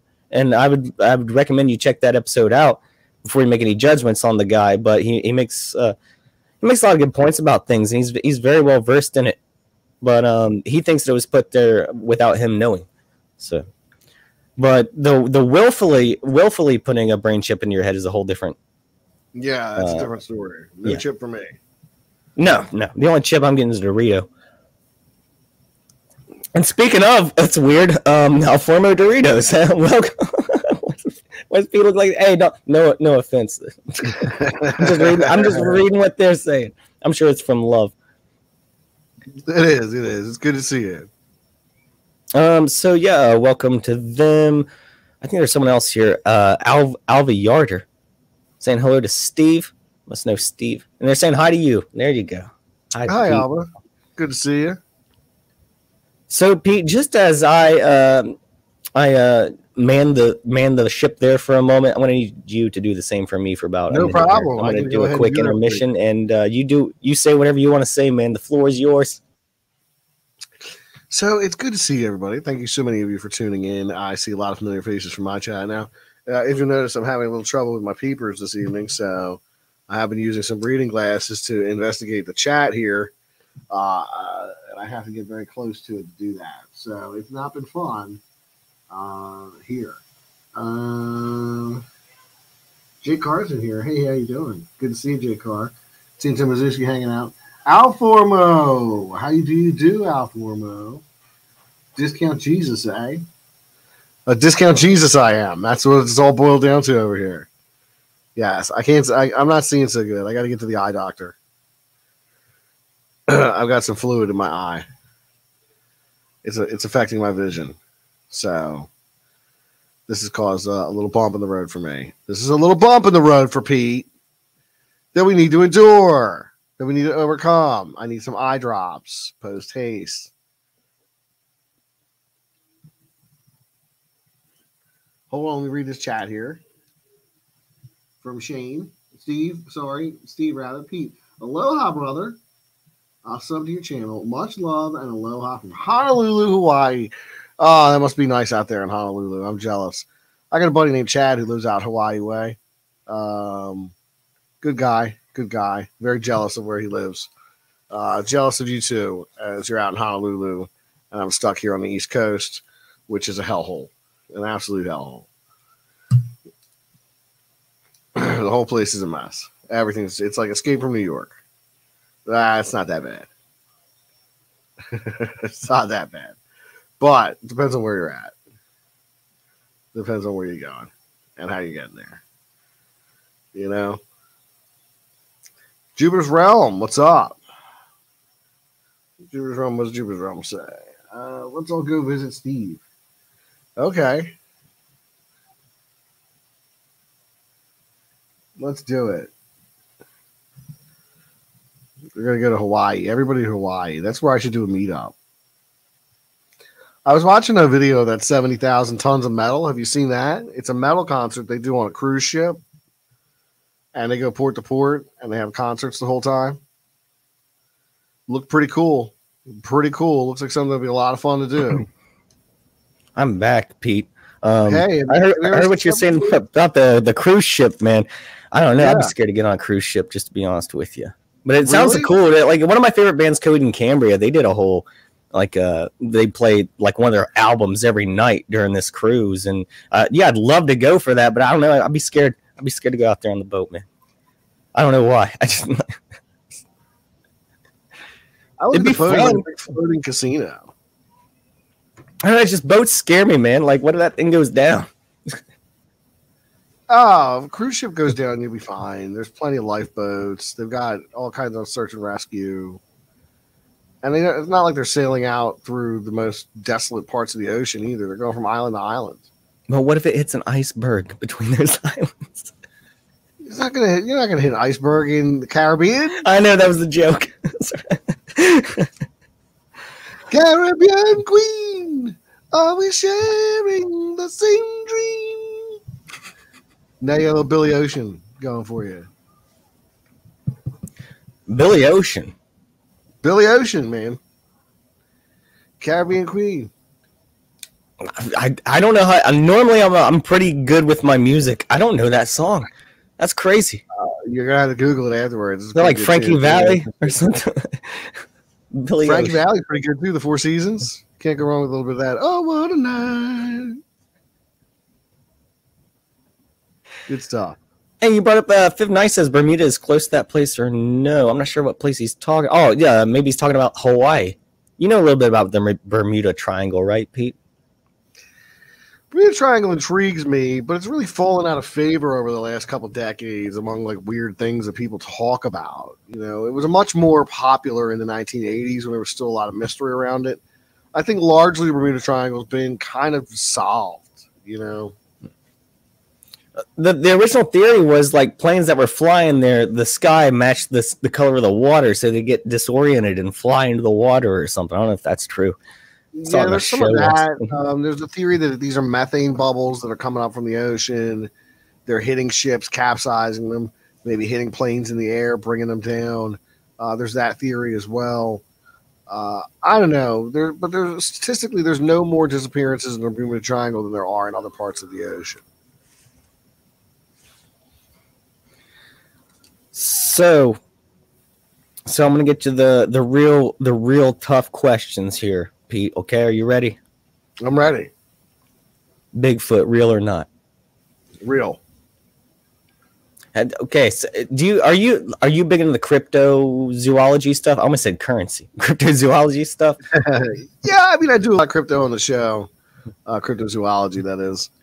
We cover different creatures from around the world. Cryptids like Bigfoot, Bat Squatch, Chupacabra, the Rebobs, whatever strange cryptid there is that they're talking about. I grew up across the river from Point Pleasant, West Virginia, which is where the Mothman is. Yeah, so the Mothman's a huge deal over there. They have the festival, they got the statue, they got a museum, and that was all like 10 minutes from where I grew up. The Mothman was huge. Their claim to fame. Very small town. I'd like to move down there. Actually, I'd like to go to live down in Point Pleasant. Really? It's not as good as you think. I took Taekwondo there when I was a kid. Right by the Mothman statue. The dojo was right there by the statue. Yeah. So that's gotta be nice. Bigfoot. What do you think Bigfoot is, man? The Sasquatch. Is it missing? Is there more than one? Could be. Or is it just one? Could be an animal. Could be a species of lowland gorilla that we don't understand or haven't quantified or haven't discovered yet. Could be an interdimensional creature that exists as the spirit of the forest or something like that. Could be some leftover relic of evolution that is not precisely up to par with human beings, but more than an animal. You know, could be very skittish. Very much so. Very much so. You ever heard the Mitch Hedberg joke? Like maybe like the pictures aren't wrong. That Bigfoot's just blurry. Yeah, well, you know, there's some good theories around why that's the case. Maybe Bigfoot can generate some kind of field around himself to make himself blurry. Maybe Bigfoot has translucent hair like a polar bear would have, so that it camouflages into its surroundings. You know, it's really weird. You know, I grew up in the country, man. I saw something weird in the woods once. I don't even know what it was, but it was just real quick. It was just like a dark figure kind of ran off. I don't know what that was, but that was when I was very young. It's just a weird memory I have. You just remind me of that. Tina says, Pete's always talking about wanting to go to the Mothman Festival. Well, if you do, I'll join you, man. All right. Go with you. Yeah, I'd love to go to the Mothman Festival. I currently live about 2 hours from where I grew up, but I go home, see my parents quite often. Well, not as often as I should, but I try. I should go see them soon, honestly. But yeah, I'd definitely go to the Mothman Festival with you, man. We could take a picture by the statue like everyone does. You seen the statue, right? That silver one? Oh, yeah, I've seen the statue. Yeah, absolutely. Yeah, I've seen that thing numerous times. It was like when they put it up, it was more. They're cans of beans for the statue now. What's up? Now people leave cans of beans for the statue. Why? From Fallout. Oh, okay. There was that Fallout game where one of the main bosses. I didn't play that one. I'm actually a fan of Fallout, but I didn't play that online one. I didn't play that one. It wasn't that good. But I do love the Fallout games. You play Fallout? I've liked Fallout 3, and I liked Fallout 76. Not 76, Fallout New Vegas, I mean. Yeah, New Vegas is probably my favorite, man. Fallout 3 and New Vegas are pretty good. I played Fallout 4, which was okay. But, it was all right. It wasn't bad. But, yeah, the Mothman stuff, dude. I know a lot about that. It was Chief Cornwall, I believe, put the curse on the town. And then they had the Silver Bridge fell. And there's a rest area where I grew up. I drove by it all the time where they had a big piece of the Silver Bridge there, like one of the pieces that fell off of it right by the rest. I don't think it's there anymore. Might be. I don't know. I think they took that away. But do you like, do you think a Mothman, like you could manifest a Mothman with a curse or like an evil entity, like if you were a Native American spiritual guy or something? Absolutely. Why not? I leave the door open to all kinds of crazy possibilities. It could absolutely be some manifestation of some kind of ritual of some sort. That's just like, why a moth though? Like, why the Mothman? Well, it was called the Mothman because of the Batman character, Killer Moth. Oh, okay. That must be I haven't seen him in one of the movies. No, but at the time it was popular in the magazines or something. It has something to do with Batman, and a moth character is why he was called the Mothman. I know that the Mothman loves chapstick, if you've ever seen the Richard Gere movie. I don't recall the Richard Gere movie because it was very boring. It was a very boring movie. Chapstick. Very What's in my boring. Head? Chapstick. Yeah, it was yeah, Richard Gere. I don't even want to get started on that guy. Gerbils. But anyways, I'm gonna get to the chat. Way of Balance said, "Is a Bigfoot a descendant of Enkidu?" Enkidu being the wild man from the story of the Epic of Gilgamesh. I don't think so. Enkidu was formed for the purpose of being a foil for Gilgamesh. So he was created as a wild man having no parents. I could see why you would say, hey, that possibility exists. I can see why one would make the argument that a possibility exists. Personally, I don't think that's the case. Well, I don't even know what the Enkidu is, so... Oh, in the Epic of Gilgamesh, Gilgamesh is kind of like a real prick. He was in the Smurfs. That's Gargamel. Oh, okay. Never mind. I'm glad you know that, because I didn't. It sounds similar. Yeah. Gilgamesh is this big, strong, giant guy who's king of Uruk. And he does whatever the hell he wants, and he treats everybody terribly. So then finally he's like, you know what I'm going to do? From now on, anybody who gets married, I get first crack at their wives. So the gods were like, yo, this dude's going too far. You need to send somebody to humble him. This dude's going too far. So they created a wild man, Enkidu, to be a rival for Gilgamesh. And they wind up fighting later on in the story, and they become friends. And then when Enkidu dies, Gilgamesh is like really messed up about it. Like he's messed up about death itself and his existential dread concerning his own mortality. So he goes on a quest to become immortal. But he fails because he can't stay awake. He fails because he can't, follow simple tasks that, you can't master sleep. How are you going to master life and death? Something like that. So he actually goes back to that Noah character, that Utnapishtim, and he says to him, how did you get your immortality? He goes, well, we survived the flood, so the gods gave us immortality because they didn't know what to do with us. And Gilgamesh is like, well, how can I get this immortality? And they're like, well, first master sleep, then you can become immortal. So they were like, listen, you stay awake, and every day you stay awake, my wife is going to bake a loaf of bread, right? So then Gilgamesh falls asleep for like 3 days in a row or something. And all his bread gets baked while he's asleep, and he wakes up and he's like, I don't believe I was asleep for 3 days. And they're like, yeah, dude, you were asleep for 3 days. Look at all this bread she made. I don't know. It makes no sense. It fills in the context of the story. I wish there was a new loaf of bread every time I woke up. That'd be nice. Yeah, here it is. Fresh loaf of bread, sourdough. Kind of sounds like Rip Van Winkle a little bit. Fall asleep for 3 days. Hell, he was asleep for like 20 years or something there. Right? Yeah, he slept for 20 years. Lucky bastard.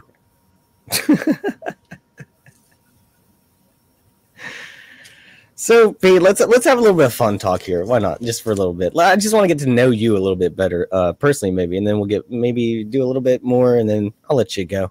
Or however long you want to stay. However long. Just let me know whenever you're like, hey, I got to get out of here. But I did want to tell the chat. I'll probably have an after party hangout after the show backstage. I'll put the link in towards the end of the show if you want to come hang out afterwards. If Pete is there, I don't know. It's up to him if he wants to stick around. I feel like his time is very valuable. He has children, so I don't want to keep him around too long, But I do appreciate you being here. So, like, yeah, let's talk about some things. Like, what kind of movies you into, man? Like, you're not into movies? No. Did you ever like were into kind of movies or anything? I worked at a Blockbuster when I was in my early 20s, so I saw a lot of movies back then. But I'm not into movies. Like, I don't really like a lot of TV. I don't watch TV anymore at all. I only watch old movies. I don't watch any of the new stuff hardly at all. Like, very rarely do I see a new movie. I watch a lot of YouTube. That's what I do. So no, not really into movies. The last movie, I can't even tell you the last movie I saw. Everyone's always asking me, like, hey, did you watch Game of Thrones? I'm like, nah, I've never seen Game of Thrones. Yeah, no. I love Breaking Bad. That was like one of the last shows I watched. I watched Twin Peaks, all that stuff. It was really good. I haven't seen any of that. I never watched the original Twin Peaks, so like I got no interest in the new one. Well, it was just one season, but it was pretty wild. I'm not gonna lie. There's a lot of Illuminati kind of Freemason imagery and cult references in those shows. Owls, the lodges, the black and white lodges and stuff like that. But I don't like. I normally like if I put something on, it's Undercover Boss, and it's just on the TV, and I got YouTube on, or I'm doing something else, cooking, cleaning, who knows. But yeah, I don't normally watch. But if there is a movie, was there ever a movie that you really liked, like one that you might have, like, did you like any Stanley Kubrick stuff? Not really. No, I can't really say that. Like, I'm just not a cinemaphile, like, in that regard. Like, there's movies I remember liking, but like I don't go back and watch them. Like, I haven't seen a lot of like I watched Ghostbusters with my kids, and it's the first time I've seen Ghostbusters since I was a kid. So I probably watch that twice a year. That's one of my favorite movies. Like, I do love Ghostbusters. I'm not gonna lie. So I mean, like, yeah, I guess Ghostbusters is pretty good. I'm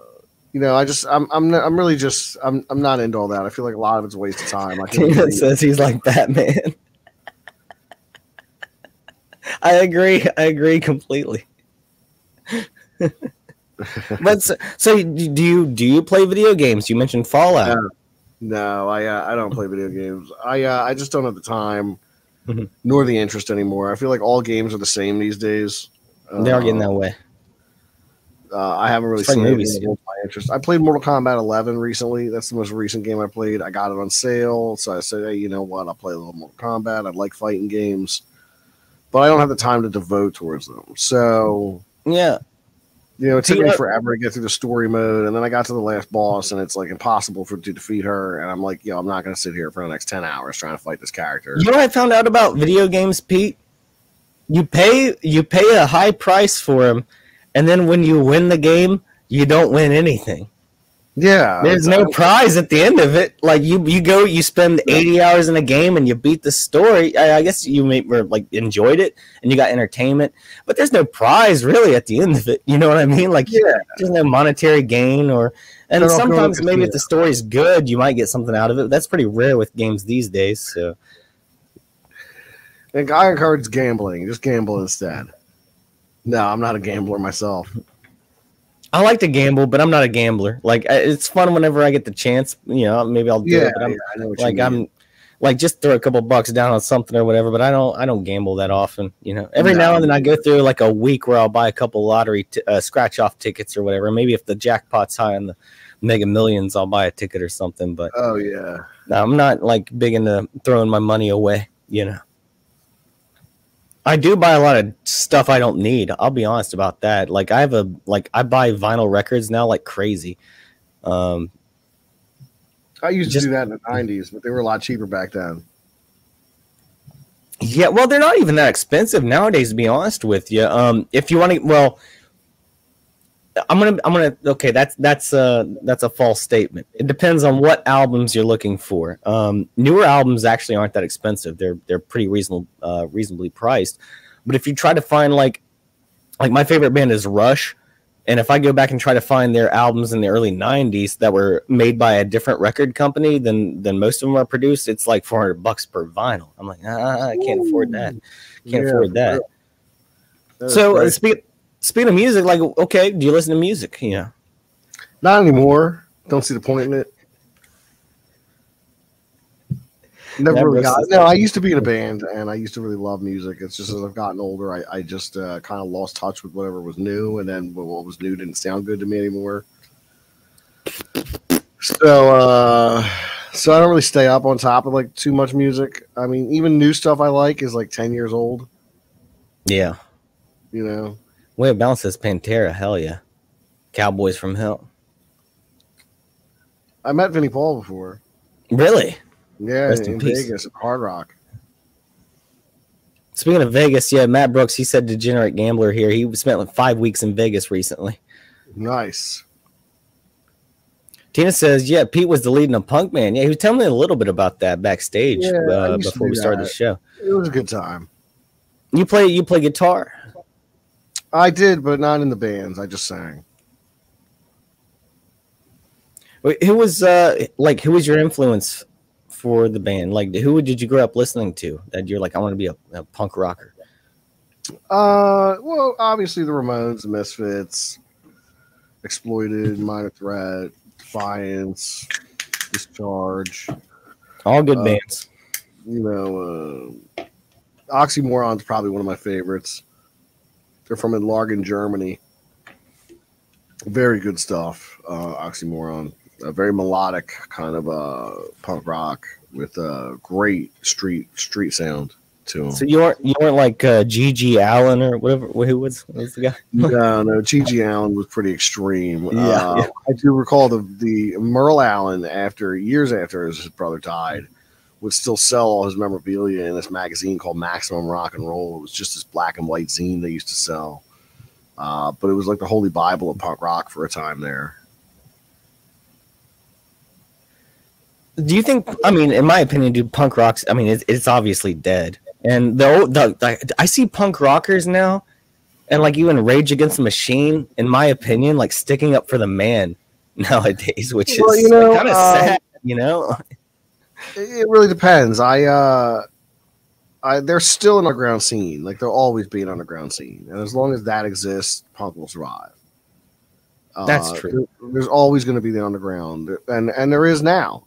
There's this young guy now in Philly. Punk should be underground, but go ahead. I'm sorry. Yeah, you're right. There's this young guy in Philly. He's got a band called Stolen Wheelchairs, and they really emulate the '90s punk sound.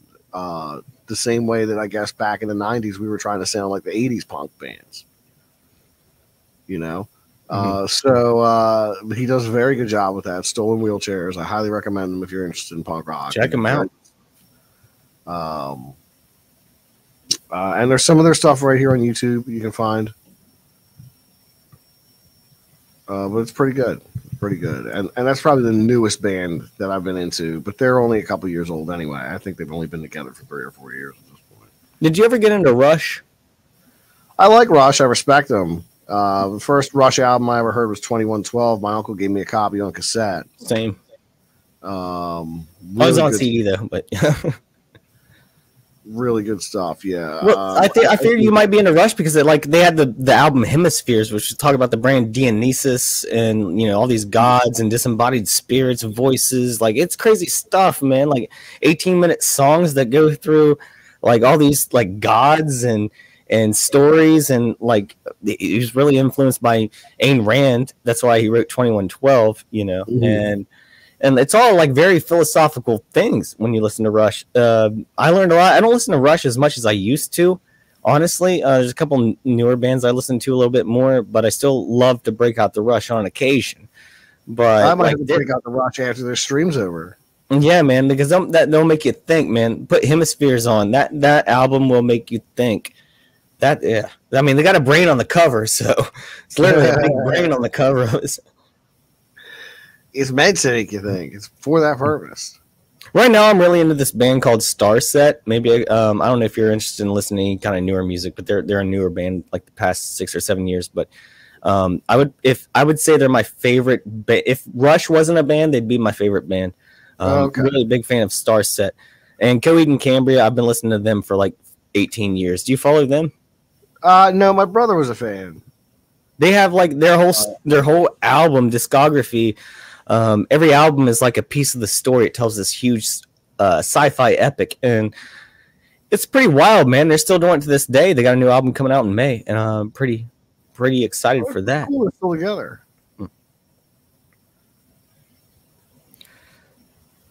So, Pete, let's let me see here, man. We've gone through a lot of stuff tonight. We've gone through a lot. Let me get to the chat real quick. He says, Way of Balance says, Pete secretly likes Ghost. I love Ghost, dude. I saw them live at Sonic Temple a couple years ago. Good band. Do you like it? Well, I said secretly. Sorry to out you. There's no secret way to balance. I like Ghost. Jay Carr says the Temple of Syrinx is an underrated song. Well, Temple of Syrinx is actually a segment of the song 2112, which is the first side of I'm like a Rush maniac. I'm like a Rush guru.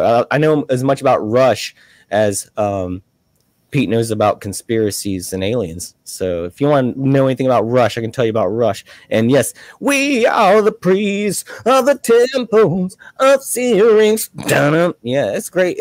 I love it. Courtney, what's up? Music talk. Yay. How you doing? By the way, sorry I dipped out last night. I just needed to. I was tired. So sorry, like I just figured I wouldn't interrupt, and I just kind of dipped out of that. The old Irish goodbye. Yeah. So I just had to go. Sorry. I hope you understand. There's no offense, hopefully taken to that. Maverick says Coheed is legit. Yeah, I've never seen any band more than Coheed and Cambria. I've seen them live, I think, like almost like 16 to 20 times now. I saw Rush 7 times. Believe it or not, Pete, I'm a little bit older than you think. I'm in my mid-30s, but okay. A lot of people think I'm a lot younger than that, but I'm not. That's how I know things, and I'm not completely an idiot about stuff. Mitz says, have you asked Pete his thoughts on flat? A little. We kind of touched on that. Yeah, we touched on that a little bit. I'm a Hollow Earth guy. Yeah. So, do you think? Let me ask you this, Pete. Do you think that whatever the shape of the Earth is, do you think it is what they tell us it is from like pictures and what they say? That's a good question. Are they telling us the truth? I don't know about that one. That's one you could really hide pretty well. But then you figure some other country's going to go up with their rockets and take a picture, and somebody's going to get a picture of what this place really looks like. So I'm inclined to believe that we live on a globe. See, I don't. Yeah, I mean, I hear good arguments either way, man. That's why I just say I don't know. Because some people say it's like the Earth is like an egg shape too, you know? Like it's not like complete like a circle. It's actually like a oblong a little bit. Yeah, a little fatter at the poles. Raquel says, I'm getting sleepy. Good night, Raquel. Thank you for joining. I appreciate you. Thank you so much. Hope you have a good night. All right. We've gone through almost like everything, man. Where would you like to travel the most? Where would you think you if anywhere you could travel, you could go there to try to find out if there was something true about the things you've been studying for so long? I would say either the pyramids of Giza or the Nahane Valley. No, okay, I'm definitely familiar with the pyramids of Giza. I think everyone is. What's the valley? The Nahane Valley is the Valley of the Headless Men. It's located in the Great Continental Divide up in Canada.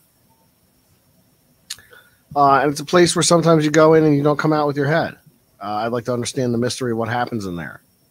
Maybe head's going. I don't think you should go there, Pete. I don't know if you should go there. Why are these people's heads going missing? What's happening to them? Might be a bad idea to go into that place. You know, it's a strange thing. I mean, they found the McLeod brothers without their heads. What do you think? There's maybe like some Hills Have Eyes action going on out there, like some crazy. There's talk of Sasquatch and Wahila, these ancient bear dog kind of things.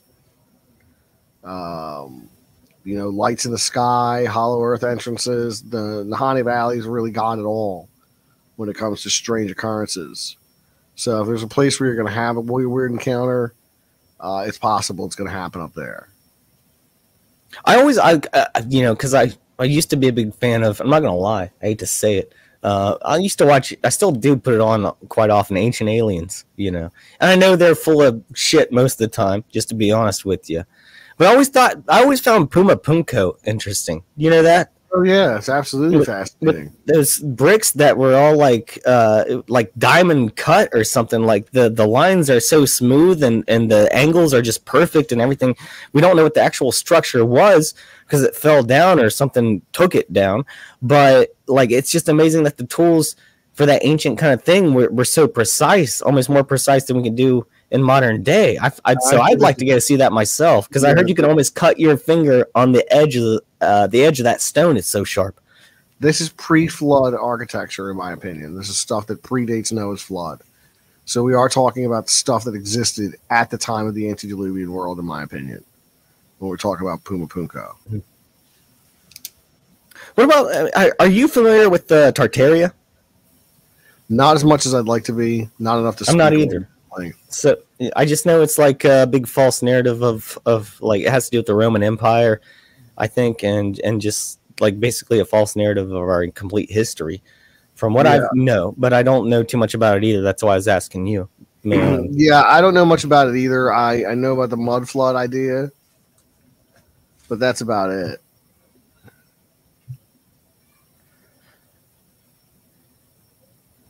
So Pete, what does it all mean, man? Wish the hell I knew.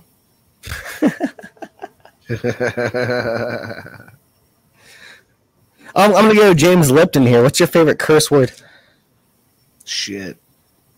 That's a good one, man. It's got the shh. Oh, you just really put the shh. Oh shit. Ah, shit. I almost like it better than the F. You know, I almost like it better than fuck. Shit. Oh shit. Let me see here. Way of Balance has my bucket list. Puma Punku.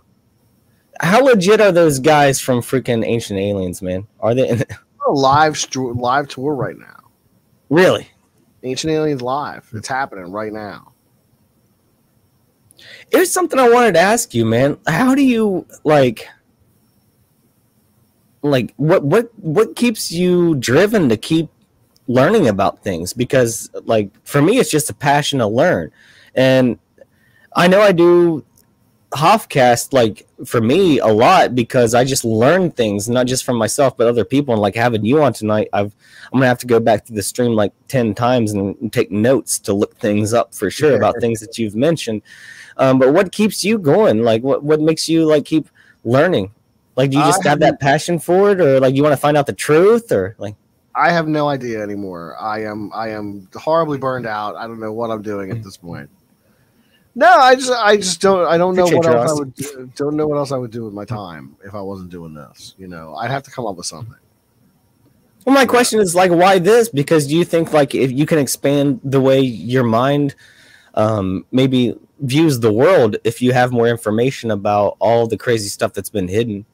Because that's my point of view is like every week, you know. And so I might need to take a break sometime, but yeah, I just took a week off myself. I had to. I was just, you know, like I said, I've been having a little trouble with my eyes.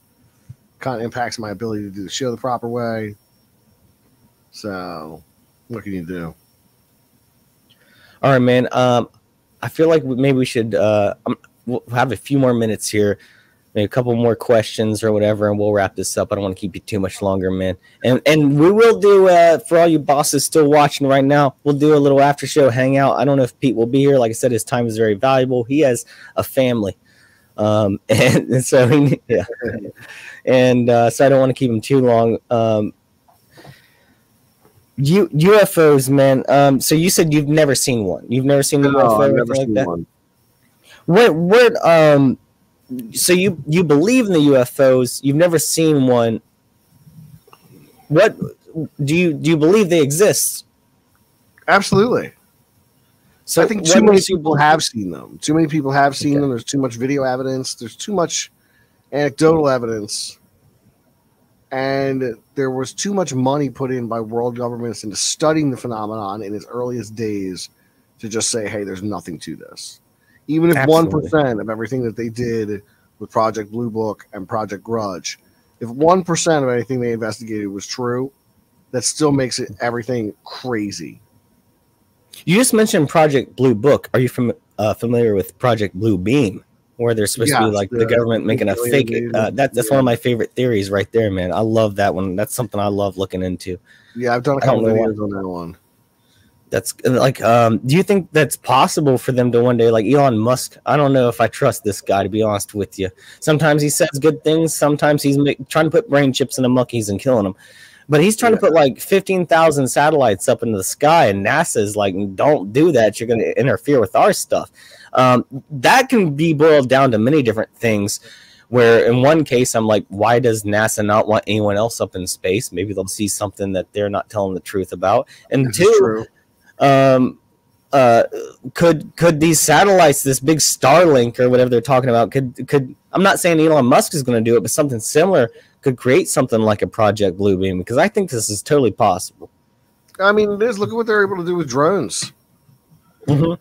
You know, you can make these really incredible 3D effects with drones at this point. So, you know, who's to say they couldn't do something like Blue Beam? The technology exists. I just don't know if people would buy it. That's the thing that they have to keep working on it. Or, as I was saying earlier, the technology is always a little bit ahead of us, so we don't even know it, and they can use it on us maybe in a bad way. And that's just my theory. I don't know. I'm getting out there right now with that, but I really like that theory a lot. Because I think they could definitely. Like, did you? Yeah, you don't watch movies, but they made the Spider-Man movie with Jake Gyllenhaal, and they had all these drones that could like literally manipulate what you were seeing around you. So the entire you're just like a VR or something when you put an Oculus on or something. I don't know if you ever played VR, yeah. but it's like the whole world around you changes. And Jake Gyllenhaal was using all these drones to manipulate the world around Spider-Man, so he didn't know where he was. And it was, you know, I don't know. I see a lot of these movies kind of predicting or projecting future ideas on the public. You know, that's one of my big beliefs is like they put this stuff out here before they do it, and I don't know if that's actual you're able to do something like that, but that's it's pretty interesting to me that they put that idea out there like it's possible. Yeah, even for a Hollywood movie, you know what I mean? Well, they let their ideas out all the time. All right, man. What's your favorite UFO video? Do you have one? Oh, I can't really say. I mean, there's some good ones that exist from, you know, time over the years. You know, I don't really have a particular favorite one though. There's nothing that's really like, hey, this is the one I hold up and say is the gold standard. I'm a big fan of the Phoenix Lights. You know, I like the the Phoenix Lights is a good one. Still remains unexplained to this day. So yeah, you can definitely count that one as one of the good ones. But there's so many. You know, it's just Phoenix Lights is definitely monumental. They're still talking about Phoenix Lights to this day. Yeah, I know. It's like that's what's so crazy about it, and just how so many different angles, so many different videos of it. No one knew what it was. It was there. It's kind of clear. It's a very clear video of it. It's pretty. I don't know. I just love that one a lot. But I also just love any flying saucer video. I'm a big sucker for a flying saucer video. Don't care what it is. I'm like, oh yeah, that's classic right there. Can't go wrong with a little flying saucer action. I once in high school, I took a piece of aluminum foil and balled it up into a ball. Obviously, and then I put it in a washer, you know, like not a washing machine, but like a round metal piece, like a washer. Yeah. I took some fishing line. I hung it from a pole where I lived. And I took a picture of it from underneath, so it looked like it was in the sky. I convinced so many people that I had taken an actual picture of a UFO with that thing. I admitted to it later. I did, but like I had people going at school for like 3 days there. Oh yeah, I had a story behind it, you know. Like, so it's easy to fake some things, but at the same time, like if you watch Hoffcast, I always show UFO videos at the end of my streams when I do a solo show, and if you watch me, like 90% of the time, I'm like, this is not a real UFO here. I do believe in aliens. I do believe in UFOs. I don't know what they are, but most of the time when I see them, I can pick out a fake pretty easy because there are a lot of fakes out there. You know what I mean? But that's why I like the Phoenix Lights, because when you see different angles, and it was a weird thing there, government or not. Yeah. I don't think that was the government personally. I think people saw something in the sky that night, something real. It's kind of mind blowing, man. And all these years later, it still stands the test of time.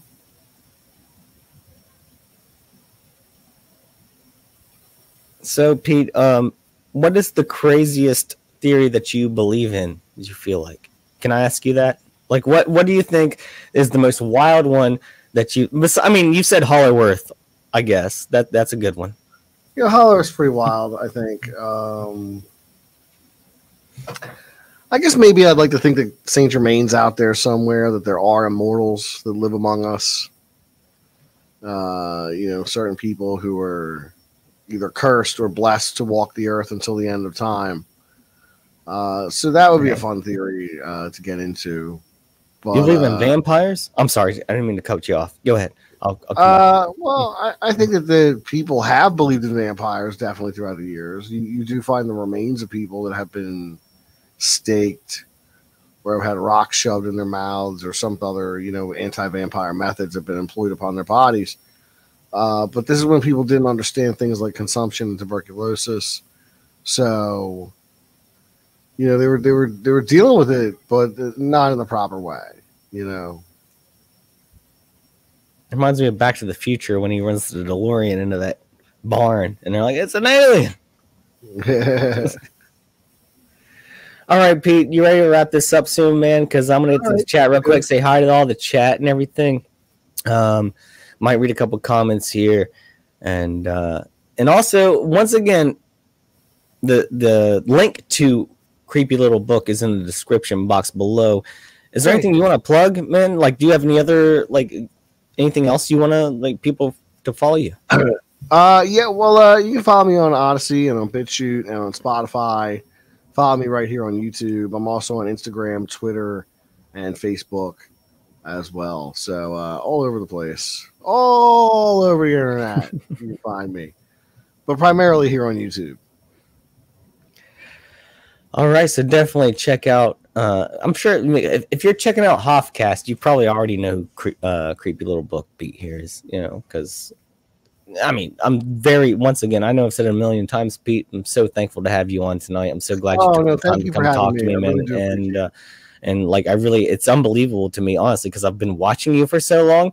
And normally I lurk in the chat. I normally don't even chat too much because I do my own show. So whenever I show up to a chat, I normally don't put my own opinions in or whatever, because I already do that enough on my own time.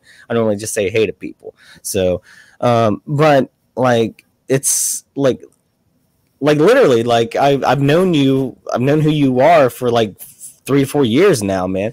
And having you on is literally an honor, dude. I never thought I'd even talk to you, let alone have you on my own show and be able to ask you so many questions and learn so many things. It's just been like a dream come true or something, man, just to be honest with you. Well, I really appreciate the nicest guy, man.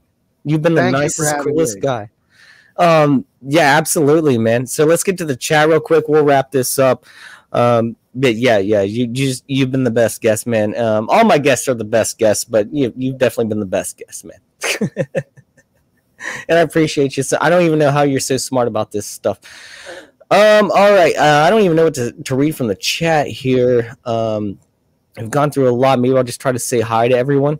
And then let Pete go to his family, because he might have to do that, Yeah. Yeah. All right. Let me just say hi to everyone in the chat, and we'll wrap it up. All right, man. And that'll be the end.